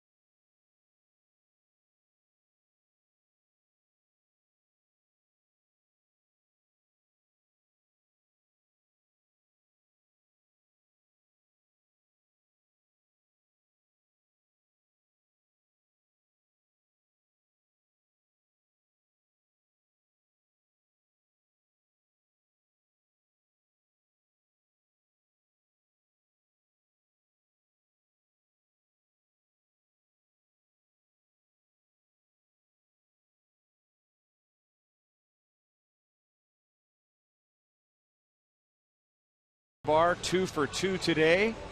One of those hits huge. And as promised earlier, it's Miller time, brought to you by Miller Lite.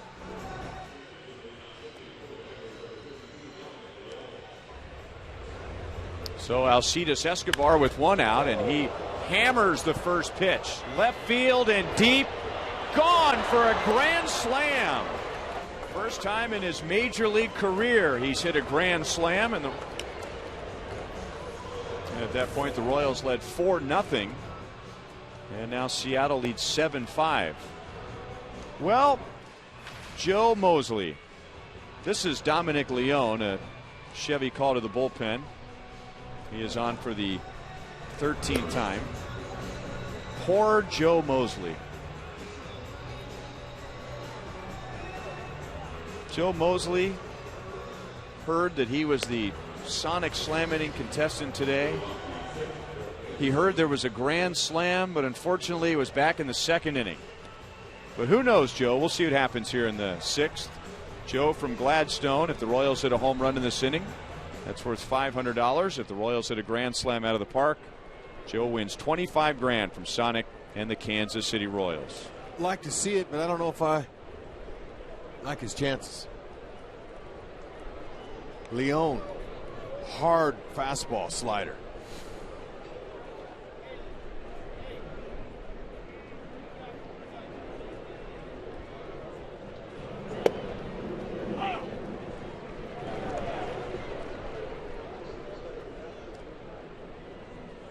Leone not very big, only 5'11". He is out of Clemson, and a hard breaking ball to go with a pretty firm fastball. Well, that little guy, he's approaching nap time. Is there a better place to take a nap than on Mother's Day than on Mom's right shoulder at the ball game? No.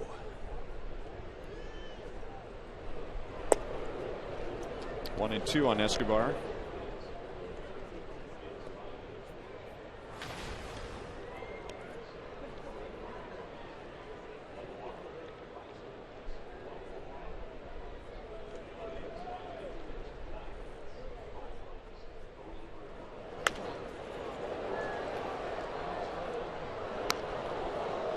So Elias goes 5 innings. He gives up 5 runs. Officially, 3 of the runs are earned. Although up here in the booth, we think 2 of the runs should be earned. Struck out 5 in his 5 innings and now turns it over to one of the best bullpens in the American League. Seattle 4th in the league bullpen ERA.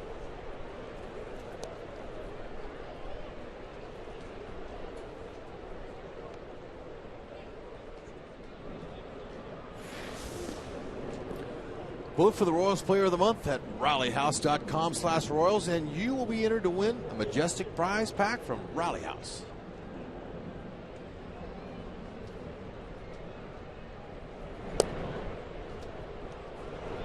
Count goes from 0-2 to 3-2. Royals, they jumped on the Padres bullpen in one of those games early before this road trip started. They had a solid bullpen. They can do it here too.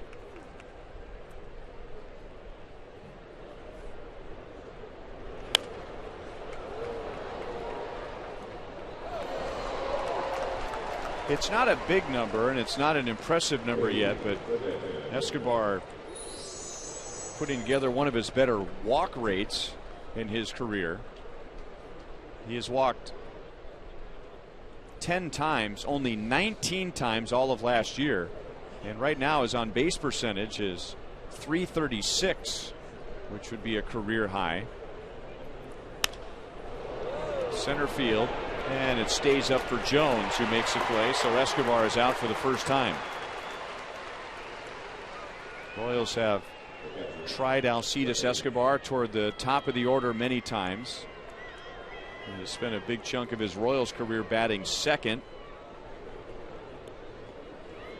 Batting 8th today.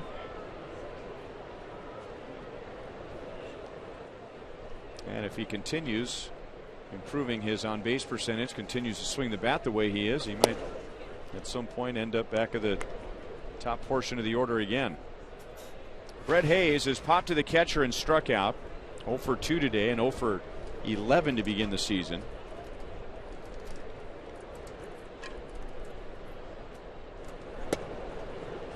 Strike on the outside, 1-1.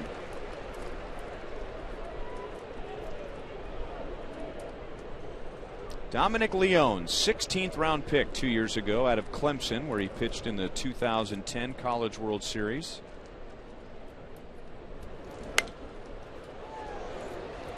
One ball, 2 strikes.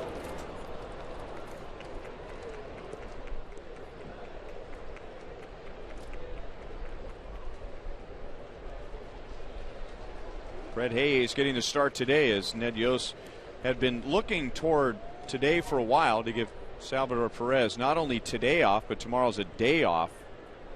So back-to-back days off for his catcher, who's been bothered by that shin bruise. Hayes strikes out, 2 down in the 6th. Long homestand beginning on Tuesday. The Rockies are in town, then the Orioles, then the White Sox. And in our Sprint Family question of the day, we asked you which offense the Royals will face this homestand is the most formidable. 68% going with the Colorado Rockies, who normally do most of that damage in Denver.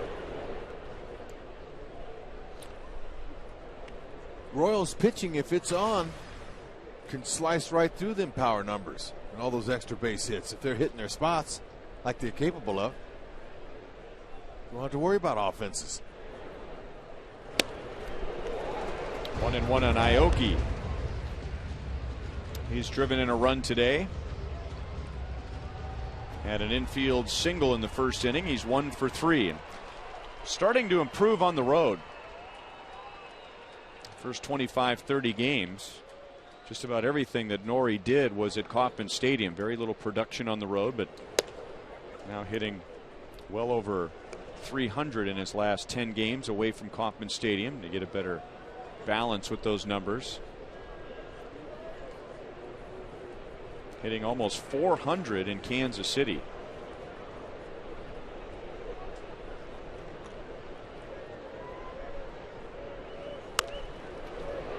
Two and two.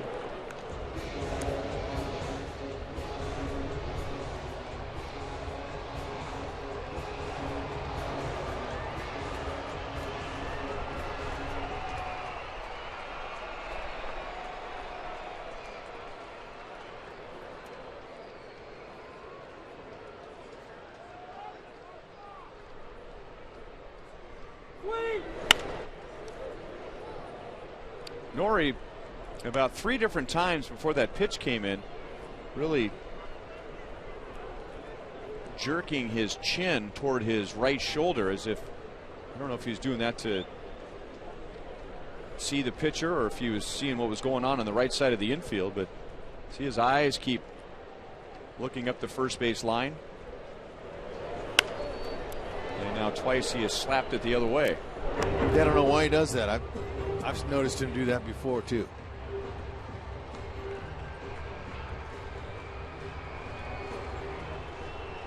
See how many times he looks over there. 1, 2, 3. See that? That's the habit. Takes a fastball for a strike at 97. So 5'11", Dominic Leone with a big arm. He strikes out 2 in a scoreless 6th inning.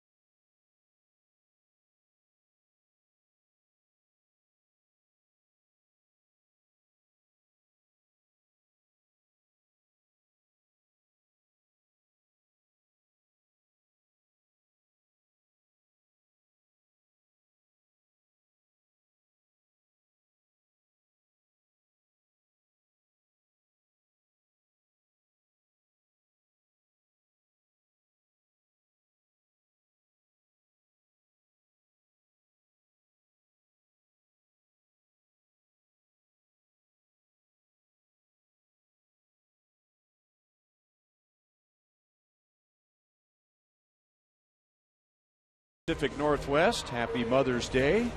And as promised earlier in the game, we have the AT&T fan photo of the game from Tyler with a guy that looks like HUD. Who is that? Way to go, Tyler.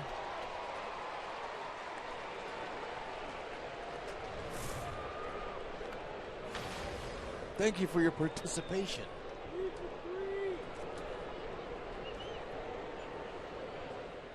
Lewis Coleman on for the bottom of the 6th inning. First guy he faces is Dustin Ackley, who's homered in 3 straight at-bats. He homered in the 6th inning last night off of Yordano Ventura in what would be his final at-bat, and then he homered in the 3rd and the 4th innings today against Jeremy Guthrie.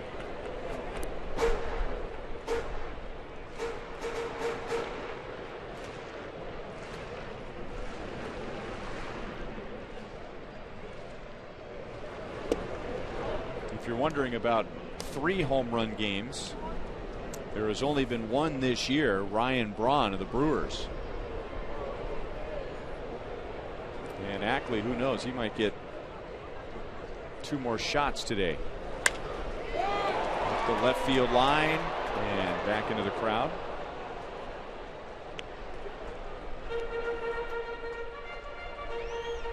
Let's take a look at the home runs. Let's see Ventura. Change up. Left it up. Guthrie looked like a little slider down over the middle. And another breaking ball that just stayed on the inner half. Still 2-2.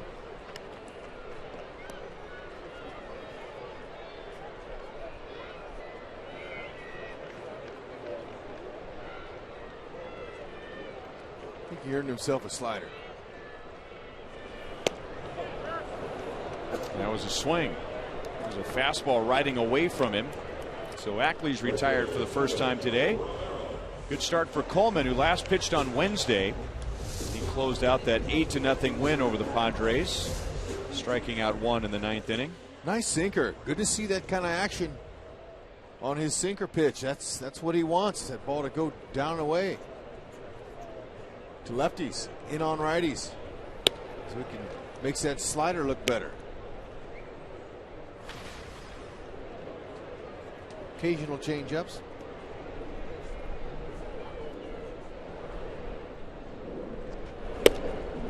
Oh. 1-1.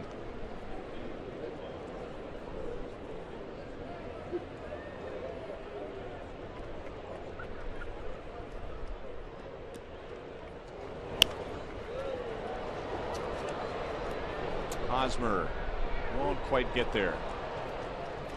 1-2.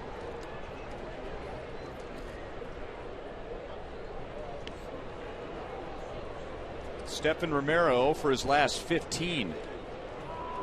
Brad Miller, Mariners shortstop, back in the 3rd inning, had a 2-run double to put an end for an 0 for 19.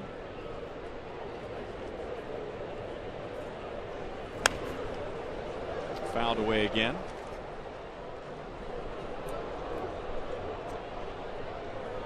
Talked about it last night. The Mariners, even though they're above 500, and you could classify them as a surprise team in the American League, their offense has been dreadful at home. So they come up with 7 runs in the first 5 innings so far, but they were averaging fewer than 3 runs a game, and they were hitting under 200 as a team at home. Both of those numbers the worst in the major leagues. 2-2. I'll bet Lloyd McClendon has been saying a lot of the same things that Ned Yost has been saying. You know, just waiting for that one game where everyone just loosens up, not thinking about the pressure of not scoring runs. And now Romero. Wasn't a great swing. It was a tough pitch in on his hands from Coleman, but he snaps the 0 for 15, and he's on with 1 out in the 6th inning. Jam shot. Stayed inside the ball, directed it in a straight line.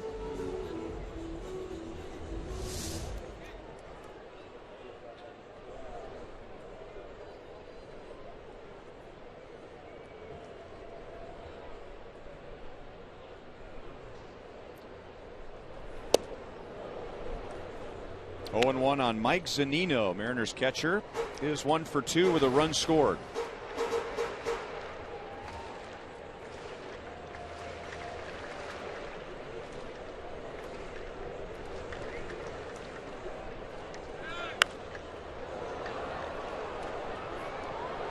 Valencia over to the first row, caught by a fan in the third row. You don't see a catch like that very often. I mean, he stuck his arm up as high as he could to make sure no one else could interfere with him. Stayed with it the whole way. With that. Normally see a guy catch a fly ball with his arm as extended as far as you can go. I mean, normally there's a little bit of bend in the arm, He's right? a Mariner fan with a Cardinal cap.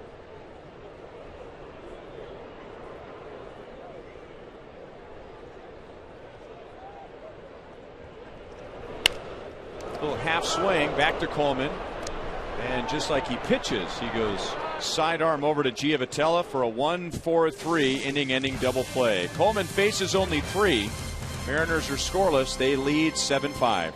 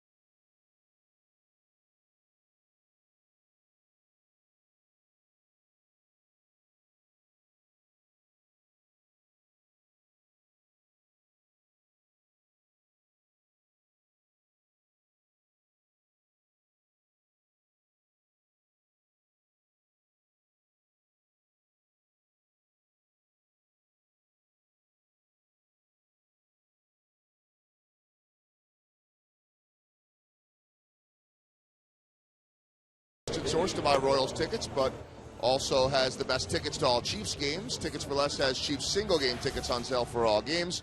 Your opportunity to take the family to see Arrowhead Stadium at an affordable price.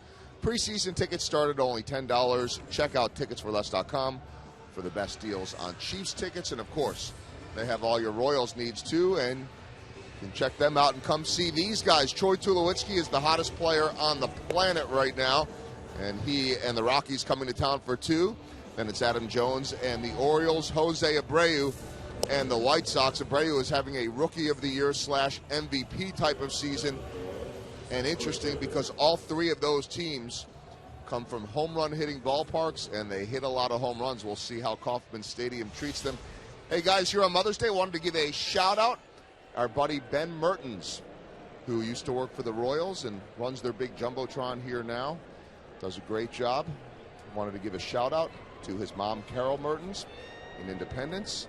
Wanted to say happy birthday, Mom, and the card is in the mail. You know, it's birthday and Mother's Day. No, happy Mother's Day. No, okay. No, just card in the mail. Oh, okay. Mother's Day card is in the mail. I don't know when her birthday is, but I know it's really far away, so it takes a long time to get a card from the Pacific Northwest all the way to Independence. Like weeks. But it's in the mail. It's in the mail. Right. So maybe he also has had a lot of big Mother's Day greetings up on the Jumbotron here. And he wanted me to say that those were all for her. So a happy Mother's Day to Carol Mertens. This is Danny Farquhar now pitching for Seattle. Danny and I the other day on radio, we were talking about the Padres because we were on our way to San Diego, and some of the great lines from the late Jerry Coleman, longtime voice of the Padres, who passed away in January. And it led us into some of the classic lines from Ralph Kiner, the Hall of Fame player and longtime Mets broadcaster who passed away. And he once said, "Happy Father's Day." And to all of you fathers out there, we hope you have a great birthday. 2 ground rule doubles in 1 game for Eric Hosmer. And he has taken over the American League lead with 15 doubles. And the Royals bring the tying run to the plate with nobody out in the 7th inning against Farquhar. That was a nice slicer. Middle of the plate. Haas tried to lift it with a little uppercut. Had that spin, spun right in the stands. Any way to get him on, get him over. How about over and in? Phillies do.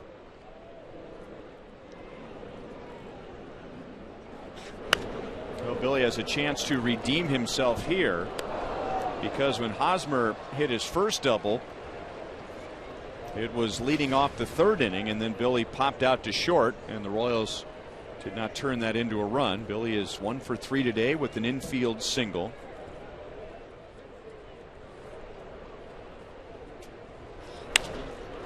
Trying to go the other way, and Romero to the line, and it's in the seats. 0-2. Danny Farquhar at 5'9", 185. This guy's a pitcher. As we see the doubles there, and Hosmer stands alone right now. 88-95 with that fastball. He's got a really good cut fastball. Slide on a curve. Hits and spots. Got some good stuff.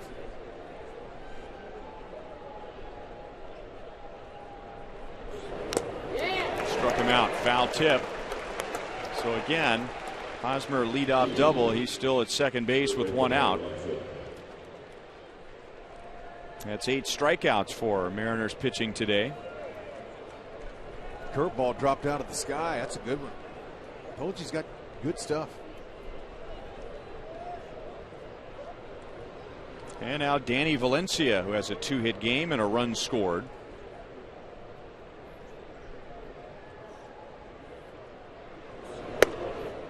Inside for ball 1. Both hits are infield hits, both to the left side. He scored his run in the 2nd inning on Escobar's grand slam. Below the knees, 2-0.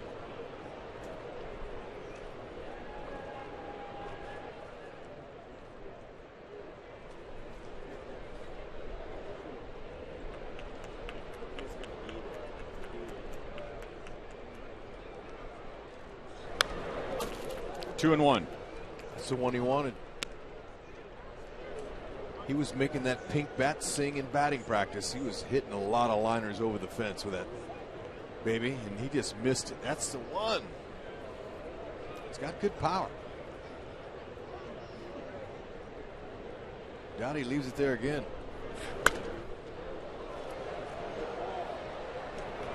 Two and 2.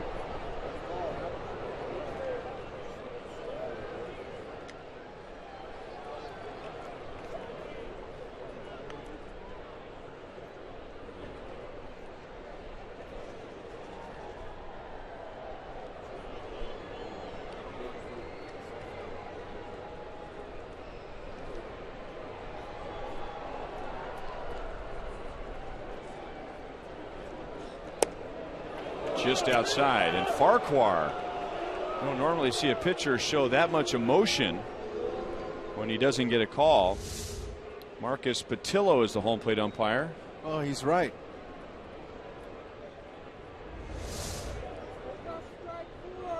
Are you hunting strikes or are you hunting balls back there?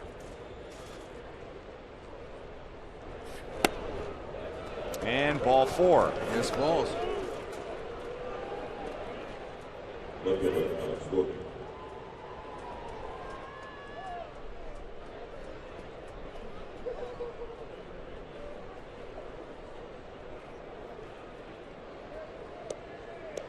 Cano probably wants to know what sign they're going to give with a man at second base. However, he's just reminding Farquhar to see if he can keep himself together and hold this 2-run lead. And now pitching coach Rick Waits out there to calm his pitcher down. So you got Alex Gordon coming up, who only has 1 home run, but big time power. So Rick Waits wants to make sure that Farquhar is in the right frame of mind before pitching to Alex, who is now the potential go-ahead run. Alex has 2 hits today and a run scored.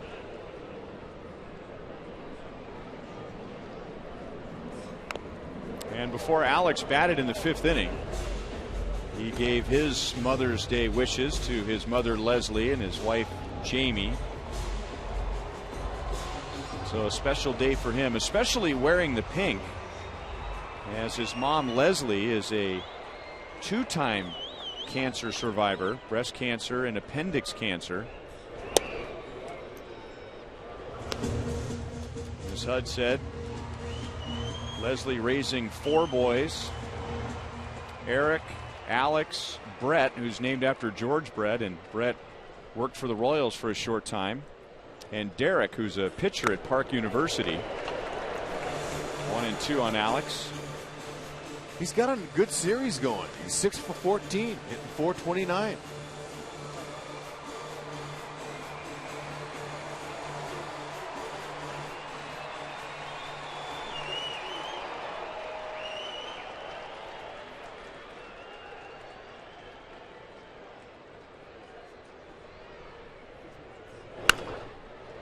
Foul behind Rusty Kuntz. That curveball stayed up for him.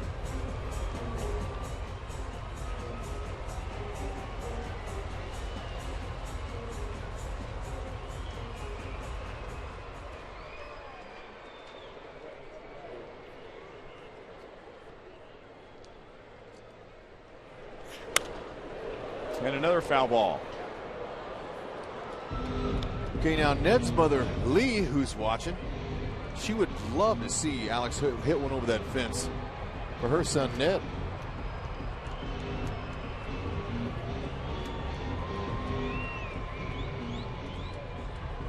Ned has 2 brothers and a sister that Lee, such a great mother for. Ned was talking before the game a little bit about Lee. Does his mom ever give him any advice?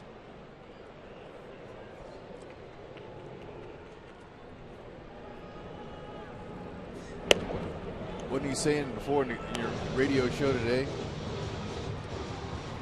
that he hopes that Lee doesn't ask him about the offense, why it's been up and down? His offense, he says, she better not say anything about my offense. But fans, moms are fans. Get out. Still 2 and 2. I remember my mother, she said, son, you'd be better off with a boat oar up there swinging than those pitches you're swinging out in the dirt. Oh, really? Thanks, Mom. Nice talking to you.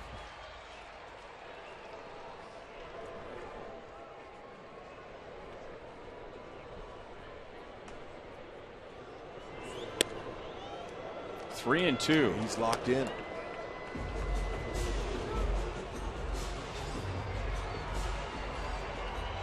Alex has faced Farquhar a couple of times before today, 0 for 1 with a walk. And if you're thinking that Alex might be due for a home run, or hoping that he's due for a home run, it's been a while. 114 at bats. Remember, he hit the Royals' first home run, and that came on April the 9th. Close. Farquhar didn't get the call again, and now the bases are loaded with 1 out. And there is no hiding how Farquhar feels about Marcus Patillo's strike zone. He's not going to get any more of those borderline, too. Show an umpire up. They usually tighten that plate up even more. Third time in this game, Royals have had him loaded.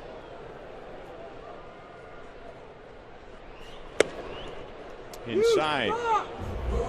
Kane 0 for 3. He has scored a run.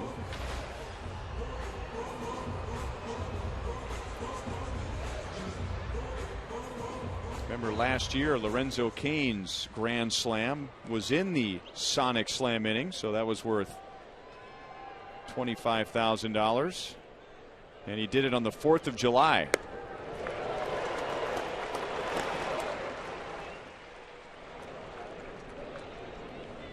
You might want to take a rip like this, get it out of your system, because he's going to try to get you out with some high fastball, some cutters away, and maybe a looping breaking ball to finish you off. But stay short with your swing. Take a lousy single. Tie this baby up. 2-1.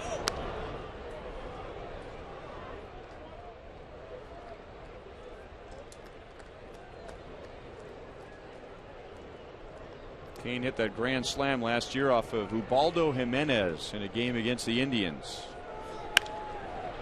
Center field. That'll get a run home. Jones fighting the sun. So Hosmer comes down from third to make it a 7-6 game, and Valencia goes to third as Cain drives in his 7th of the year.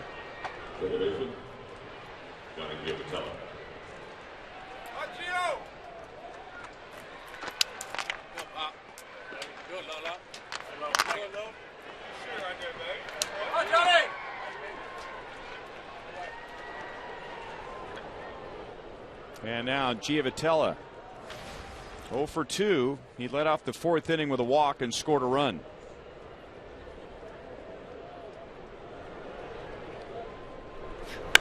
And blasted to left field. Johnny Giavotella with a 3-run home run. And the Royals have regained the lead in the 7th inning. That's what you look for first pitch. Another shock the house. Timely. Get fired up, Gio. Right there, short and compact. He leaned back. And his mom, Cindy, that 3-run bomb's for you.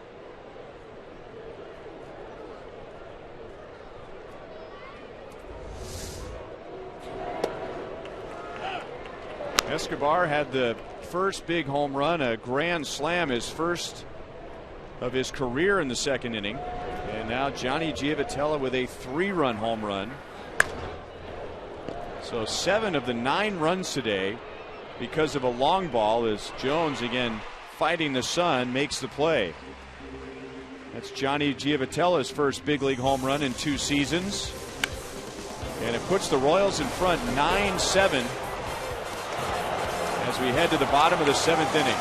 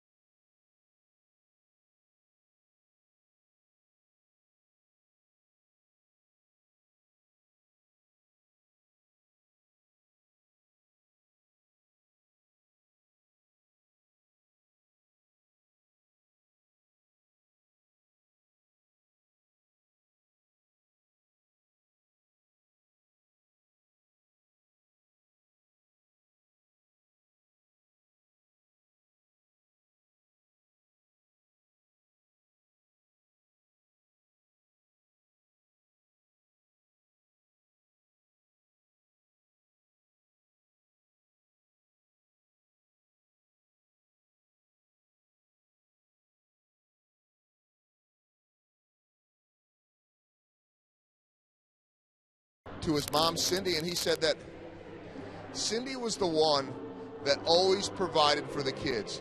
Win or lose, good game or bad game, he always knew that when he came home at night, Mom was going to have a good cooked meal, always there with the love. And that's really been the case over the years, too. His Aunt Gail owns that Gio's restaurant, and as minor leaguers have come into town with Johnny Giavotella to New Orleans, they have all been very well fed. So a happy Mother's Day to the Giavotellas, and Panera takes us around the league. Minnesota topping Detroit by 1, so that's good news. Cleveland won better than Tampa Bay. Nyjer Morgan back up in the big leagues. Arizona all over the White Sox. And Cincinnati quiets down Colorado 4-1. And this, guys, is a phenomenal sight. Mazda game break. Aroldis Chapman, his first game back in the big leagues after being struck by that line drive in the head or the face during spring training from Salvador Perez. He comes in, gets the save, strikes out the side. I am sure everyone is thrilled to see that. Such a scary moment. And I would think that Salvador Perez will be excited to hear about it too. As he enjoys a rare day off today, Salvador Perez. Thank you, Joel. And now with a 2-run lead, Aaron Crow takes over in the bottom of the 7th inning. Royals led 4-0 early. And Seattle had a 7-5 lead. The Royals with their second 4-run inning of the game. 4 runs in the second, 1 in the 4th, and then 4 in the top of the 7th. Crow will get James Jones, Brad Miller, and Robinson Cano. Grounded to Giavotella. And Jones is out. He's 1 for 4 today. 1 down in the bottom of the 7th. That bomb Gio hit brought me out of my seat. That was loud, wasn't it? He was sitting on that first pitch, and he put it right where he wanted it. Farquhar been pitching up in the zone all day. And Gio made him pay.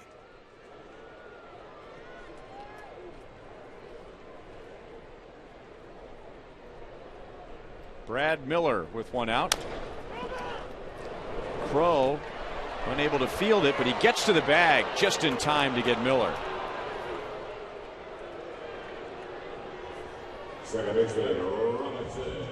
Pitchers trust Hosmer so much on those. He couldn't reach down and reach. He goes, I know Eric will be there. I'll just go to the base. We got him. Routine. You got a Gold Glove first baseman. You can do anything over there you want. Trust him.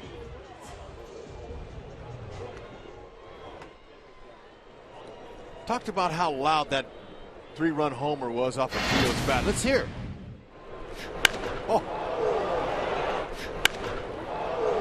Need a set of earplugs up here. Robinson Cano again. He continues to be quiet in the series. That's his 4th hit, all singles. He hasn't driven in a run. He hasn't scored a run. And he's on with 2 outs with a base hit to center field.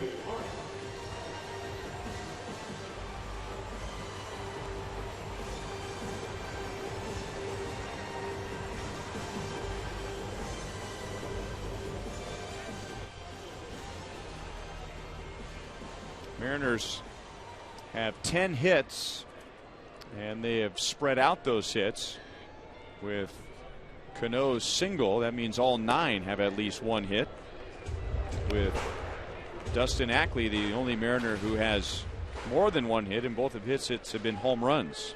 Corey Hart drove in a run with a single in the 5th inning. 1 for 3 today. Did not get a good look at Aaron Crow's slider. 1 ball, 1 strike.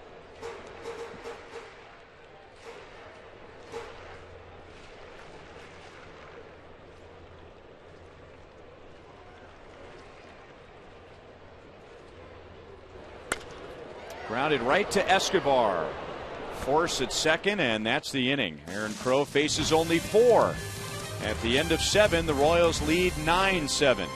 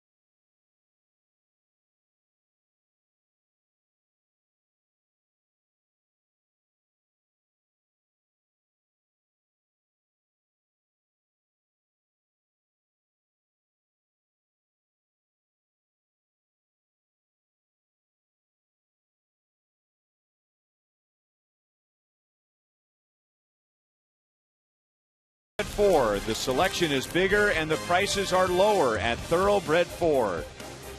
By Steel, find a helpful servicing Steel dealer near you. Visit steeldealers.com. And by Academy Sports and Outdoors. Right stuff, low price every day.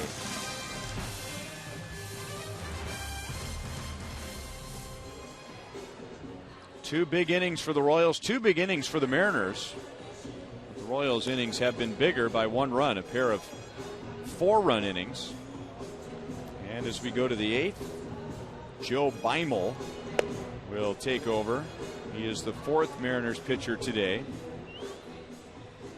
And the Royals have Brett Hayes, Nori Aoki, and Eric Hosmer.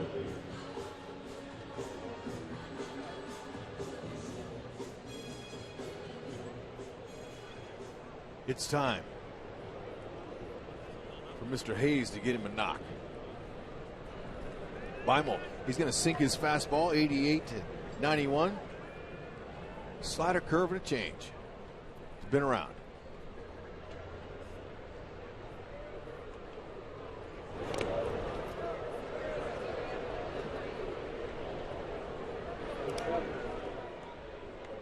Made the Mariners as a non-roster invitee. He's pitched with the Pirates, the Twins, the Rays, the Dodgers, the Rockies, the Pirates again. And when he made the Mariners this year, it was the first time he had been in the big league since 2011.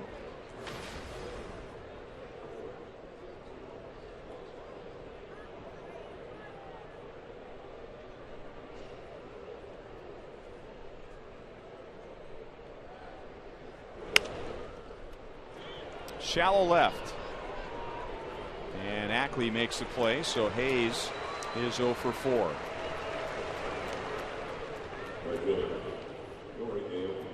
Roenis Elias pitched the first 5 innings. The Royals scored 5 against him. 2 were unearned.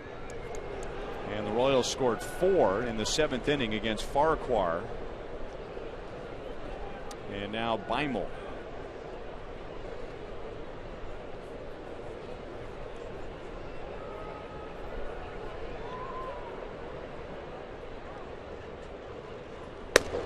Ball 1 to Aoki. Wade Davis getting ready for the bottom of the 8th inning. Justin Smoke, Kyle Seager, and Dustin Ackley coming up.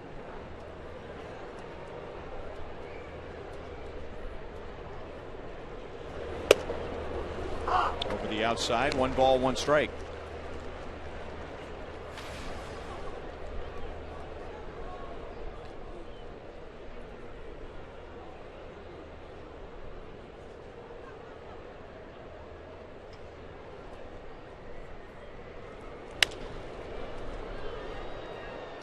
And that'll land in the seats. 1 and 2 on Aoki. Royals, if they can hang on today, they would have their first winning road trip of the year.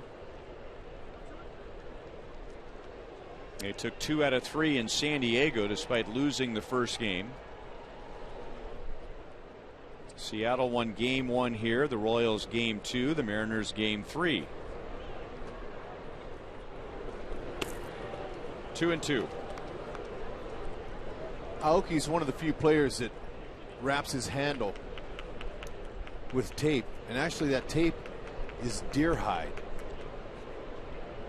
I asked him about that. He said it doesn't take me long to wrap it, but that deer hide has a good grip to it.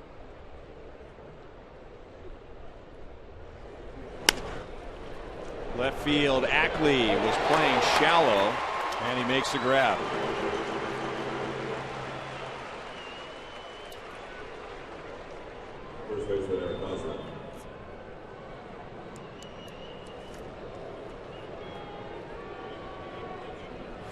And now Eric Hosmer, the American League leader in doubles. 2 more today, both of them bouncing over the wall for a rule book double. He has also scored a run. He has 14 hits on this trip.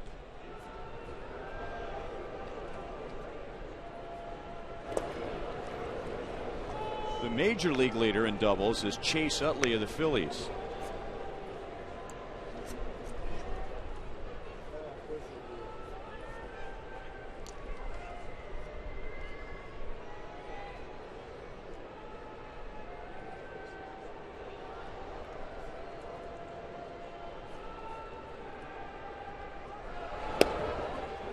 strike, 1-1. The week he's had on this road trip is good enough for player of the week in all of baseball, or at least in the American League.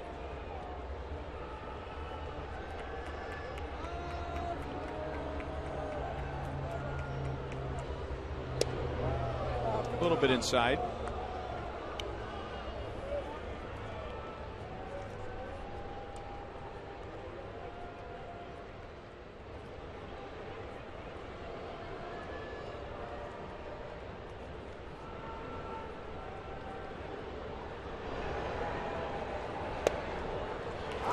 Two and two.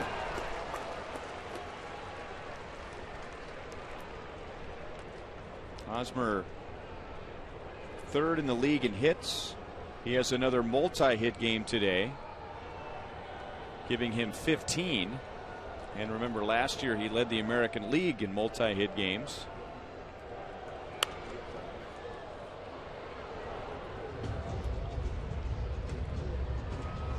See if he can jump on the back underside of a hanging curve for Ileana,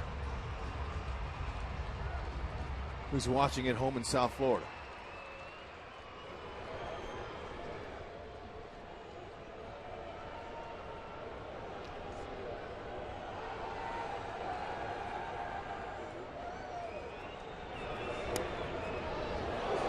Three and two.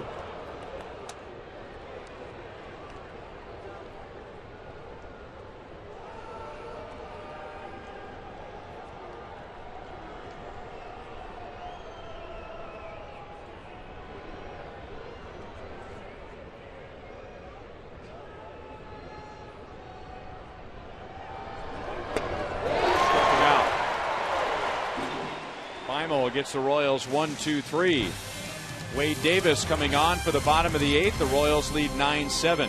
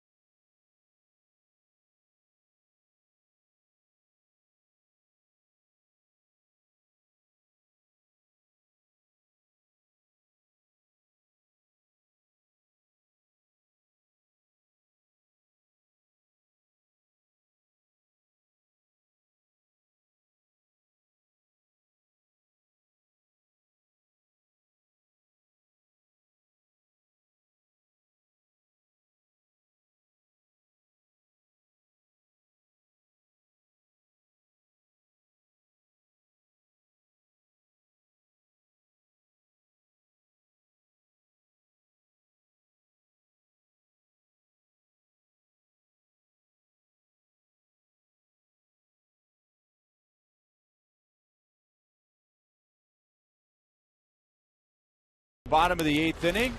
Wade Davis comes on with the 5, 6, 7 hitters coming up. He has not pitched since Tuesday. And was he impressive or what on Tuesday against the Padres? Oh, they're hoping, because when he's on with that cutter, curveball, straight four-seamer upstairs, he can be lethal.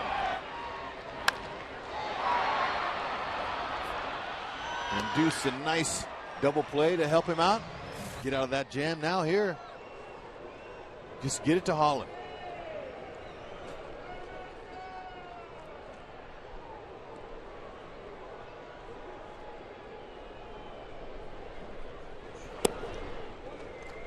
Justin Smoak has lined to center, singled and scored and walked.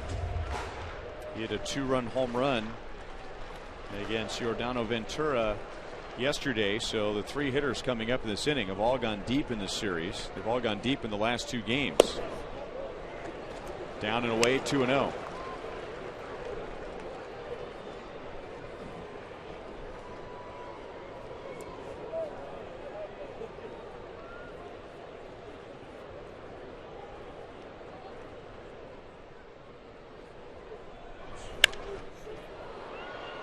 Two and one.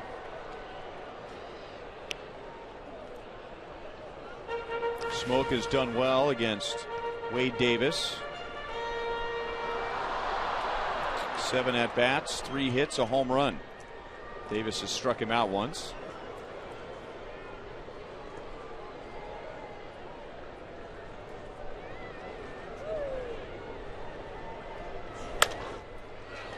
Giavotella gets a nice big hop. Waits for Hosmer to get into position and throws him out.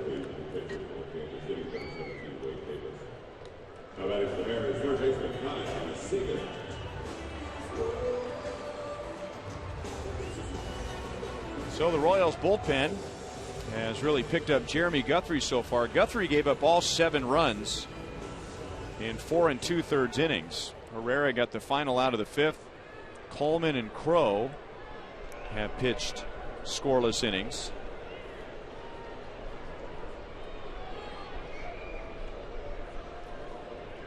Royals bullpen has not allowed an earned run in this series. Just 1 unearned run. Ball 1-2 Seager.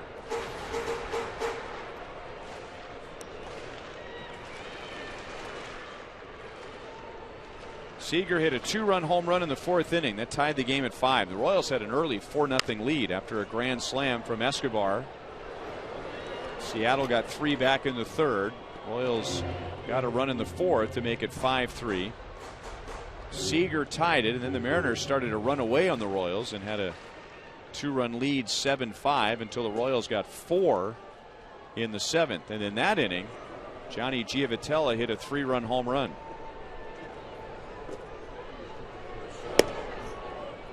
Two and one. He can rush that ball up there in the upper 90s. It's that 4-seamer. He likes to cut his fastball. Curve it.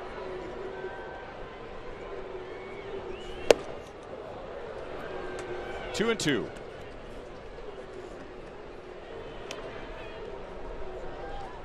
Two strikes now. Valencia, he'll leave third base and go over there and load that right side up with 3 fielders.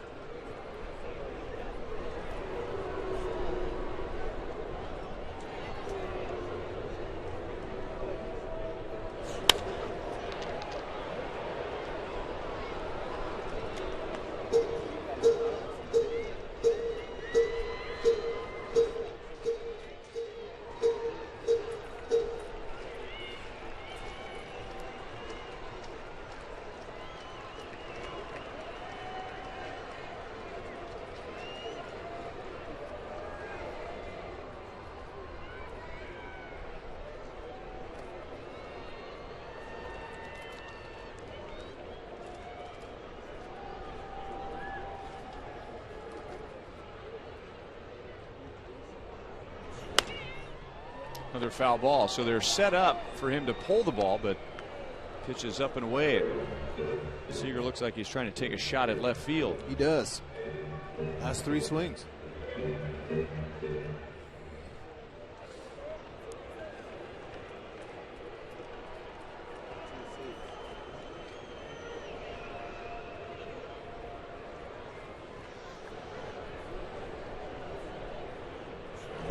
Got him.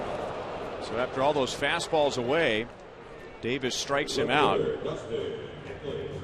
And that's 14 consecutive outings where Wade Davis has had at least 1 strikeout. Saved that curveball for when he really needed it. He had him set up with all those fastballs away. He's fouling them off.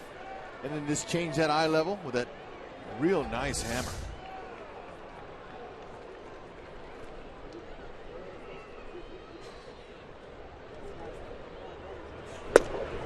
Inside to Ackley, who has a 2-home-run game. Solo home runs in the 3rd and 4th innings. Both of those off of Guthrie.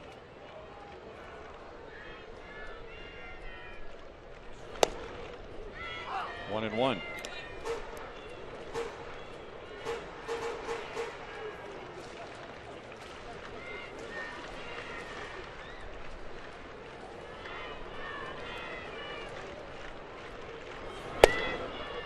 One and two, coming right at him with fastballs.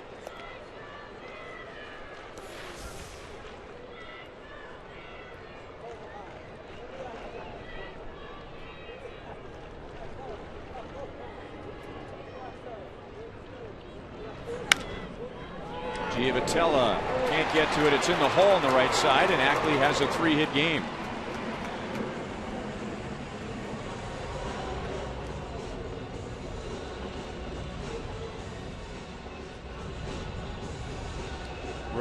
Stephen Romero was scheduled to hit, and Lloyd McClendon will go with the left-hand bat. Michael Saunders to face Wade Davis. Saunders representing the potential tying run.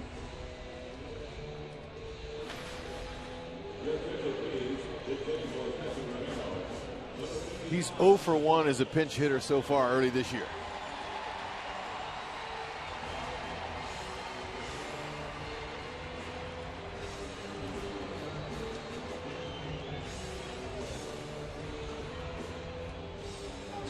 Hit against Wade Davis, who is holding the league to about a 140 opponent's batting average. And now Saunders 2 for 5 in the past against Davis.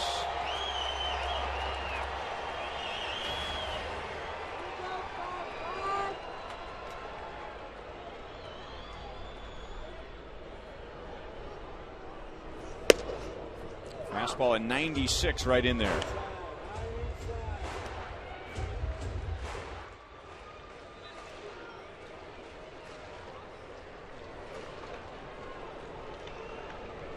Saunders in his career is 3 for 15 as a pinch hitter.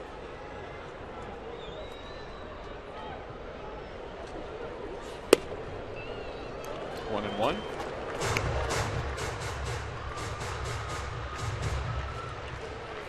Well, it looks like he has escaped what could have been a serious injury. Last night he slipped on the grass and rolled his ankle and turned a Mike Moustakas single into a triple and then had to come out of the game. For it all, and down 1-2. That's a beautiful fastball there.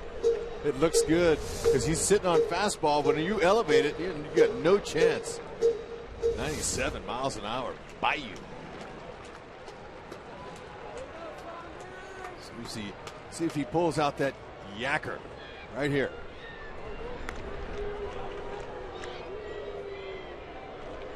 Ackley has excellent speed. The Mariners think he's one of the fastest runners in the American League, but it hasn't translated into many stolen bases yet. He has only attempted 2 this year and was successful once. 2 balls, 2 strikes.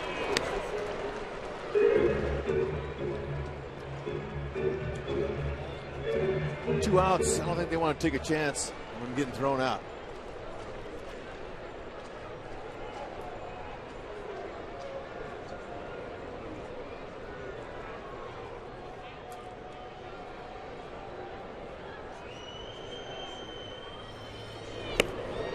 Three and 2, and now he will be running. Yeah, that curveball didn't have the right break on it.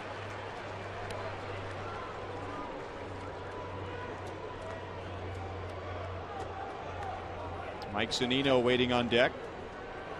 He is more of a power threat than Saunders is. Saunders has 1 home run. Zunino has 5.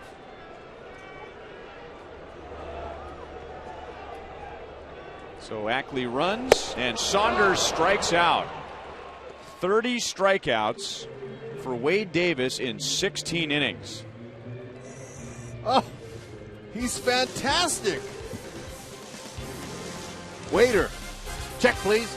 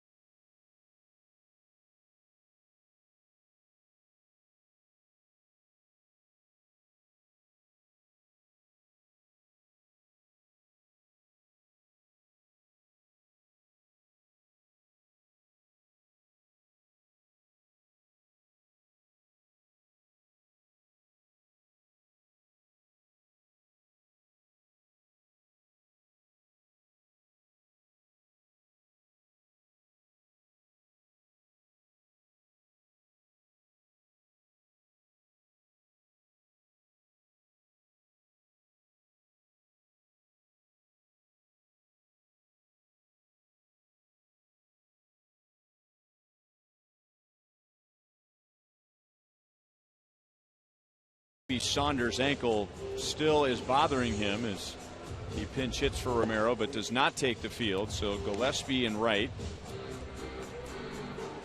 Royals coming up in the 9th inning. And remember, after the game, Boulevard Royals Live with Joel. Reaction from the clubhouse, including Royals manager Ned Yost, and we hope a player from the field if the Royals hang on and win, as they have a 2-run lead. Yoervis Medina will pitch the 9th with Butler, Valencia, and Gordon coming up.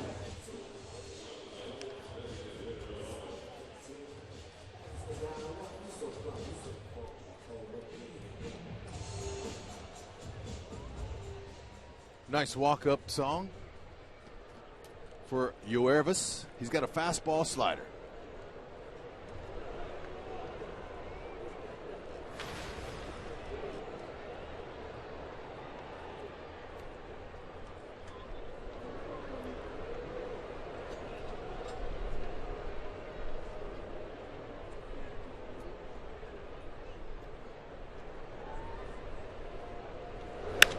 Billy after the first pitch and fouls it away.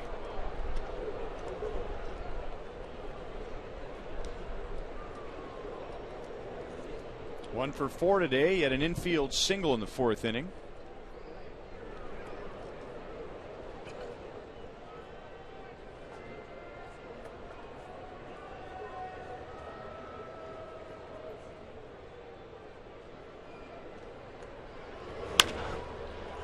On the ground to Miller. And there's one down in the 9th inning. Smoke had to help him out with a stretch. So Billy 1 for 5.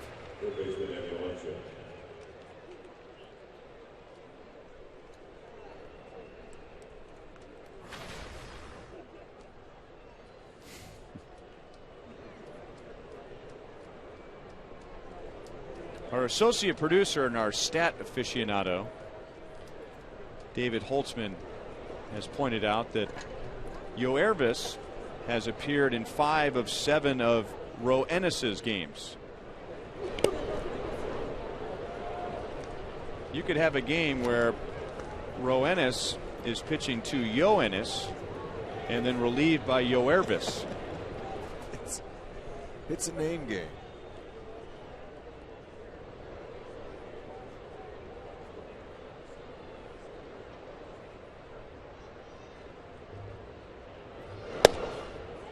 Roenis and Yoenis are both from Cuba. Talking about Roenis Elias, who started for the Mariners today, and Yoenis Cespedes, who plays for the A's. Yoervis is from Venezuela. Mariners brought him along very slowly. He spent 4 seasons in the Mariners Venezuelan academy before coming over to the United States. Drafted back in, or signed rather, back in 2005.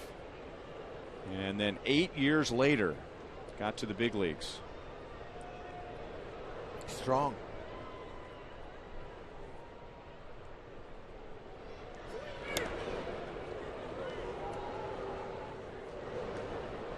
Danny Valencia has scored twice today. He has a pair of infield singles, a walk, and a run scored. Royals have had 2 4-run innings today. 4 in the 2nd on a grand slam for Escobar, and 4 in the 7th. Big hit in that inning was a 3-run home run from Johnny Giavotella, and the Royals also scored a single run in the 4th.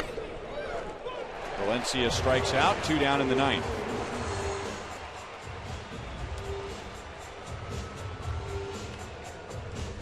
Everything's hard. Fastball, slider. That mid-90s fastball, and that complements that nicely down the lower part of the strike zone. Valencia had to take a seat.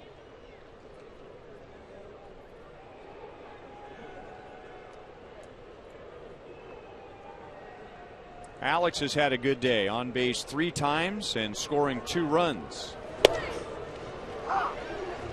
0-1.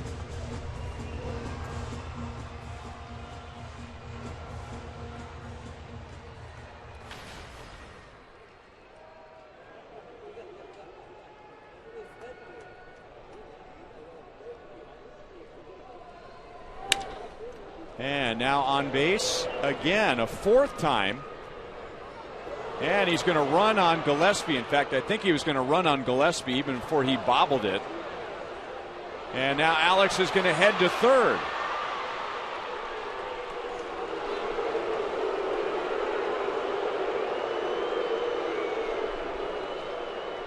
Yeah, you know, I got to give him a double on that because he never stopped. He was coming all the way. Gillespie just entering the game for defense. He clanked it. Couldn't catch it cleanly. And let's see how they score it. They're going to call it a single. I agree with you, though. Alex was running all the way. And then 2 errors on Gillespie. A fielding error, according to the score, which allowed Alex to go to second, and then a throwing error, which allowed him to go to third. A 5-error day for the Seattle Mariners.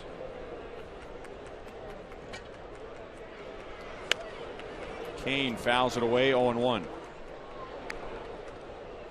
For the most part, the Royals have taken advantage of those errors.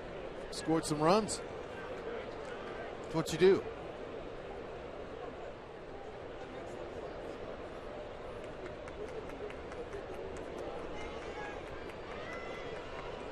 Going to need a bigger number out there.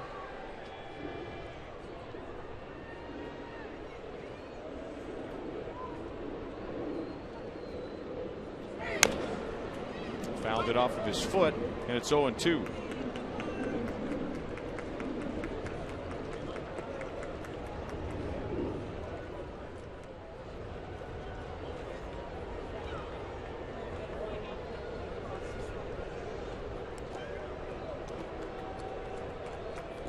Mariners committed an error in the second inning that led to 2 unearned runs, or 3 unearned runs, and then they committed a couple of errors in the 4th inning. And according to the score, we don't agree up here in the booth, those did not lead to unearned runs. There you go. 5 errors, 2 on the same play in this inning.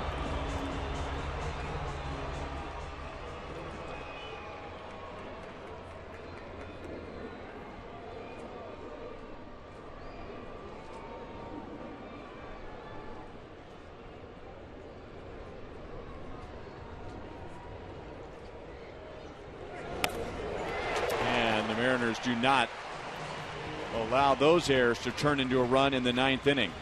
But Greg Holland has a 2-run lead to the bottom of the 9th as the Mariners have the 9 1-2 hitters coming up. Hammer time.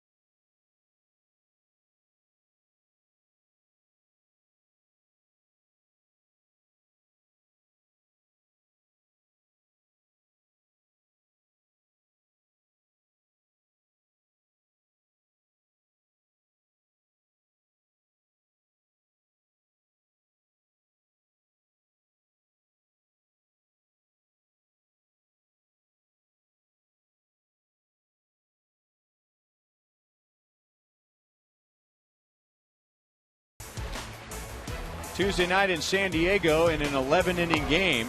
Greg Holland picked up the save.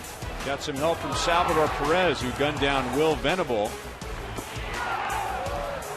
And that was that. And that was one night after Holland suffered his first blown save of the year on Monday night in a 12-inning game. And now trying to help the rest of the bullpen pick up Jeremy Guthrie. Royals trying to split this 4-game series and go back to Kansas City with a winning road trip. So last time Holland pitched, Guthrie pitched. But on that night, it was Guthrie picking up the bullpen as he went 8 innings, and the bullpen needed rest badly. And he went 8. And now today, the bullpen trying to pick up Guthrie, who allowed all 7 runs in 4 2/3 innings. And now Herrera, Coleman, Crow, and Davis have all had scoreless outings. And now Holland in the 9th. And he's ahead 1-2 on Zunino.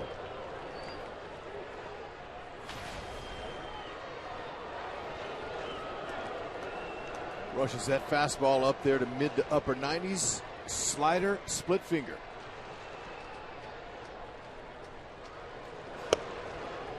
2-2.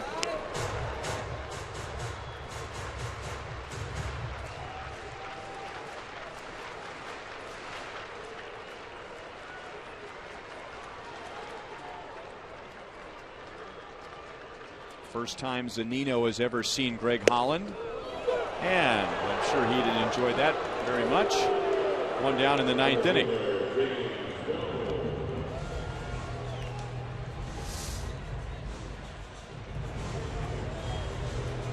Yep, not much you can do about that. When he's got those secondary pitches, working those off-speed pitches, it can really be tough on you.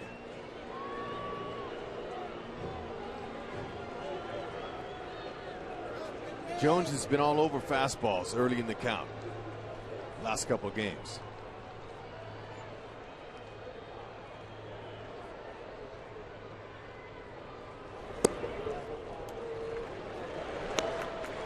He has 2 doubles in the series. 1 for 4 today. 3 for 7 in the series. He's also walked twice. And like Zunino, he's facing Holland for the first time. Pitch was a little bit high, 2-0. James Jones might have earned him some more playing time with the way he's going about his business.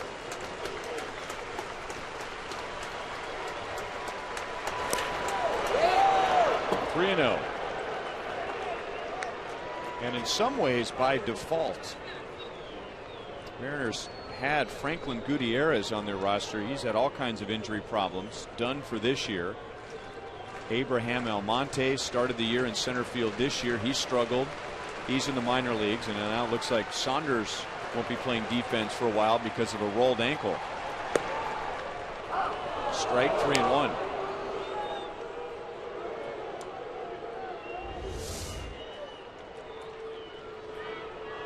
Wants to make Jones earn his way on. No free passes.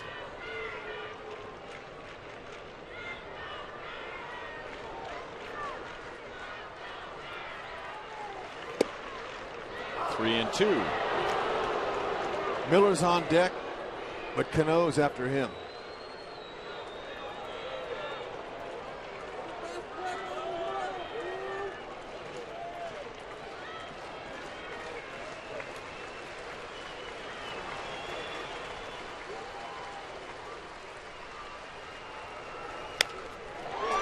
Hop to Escobar. 2 down in the 9th. Sometimes you take your chances. Jones is a good fastball hitter. He's shown that, but didn't bother Holland at all. That's his best pitch. He's a closer, so he went right after him. Said, hit it at somebody. I like that. So Brad Miller. And HUD told you Robinson Cano on deck.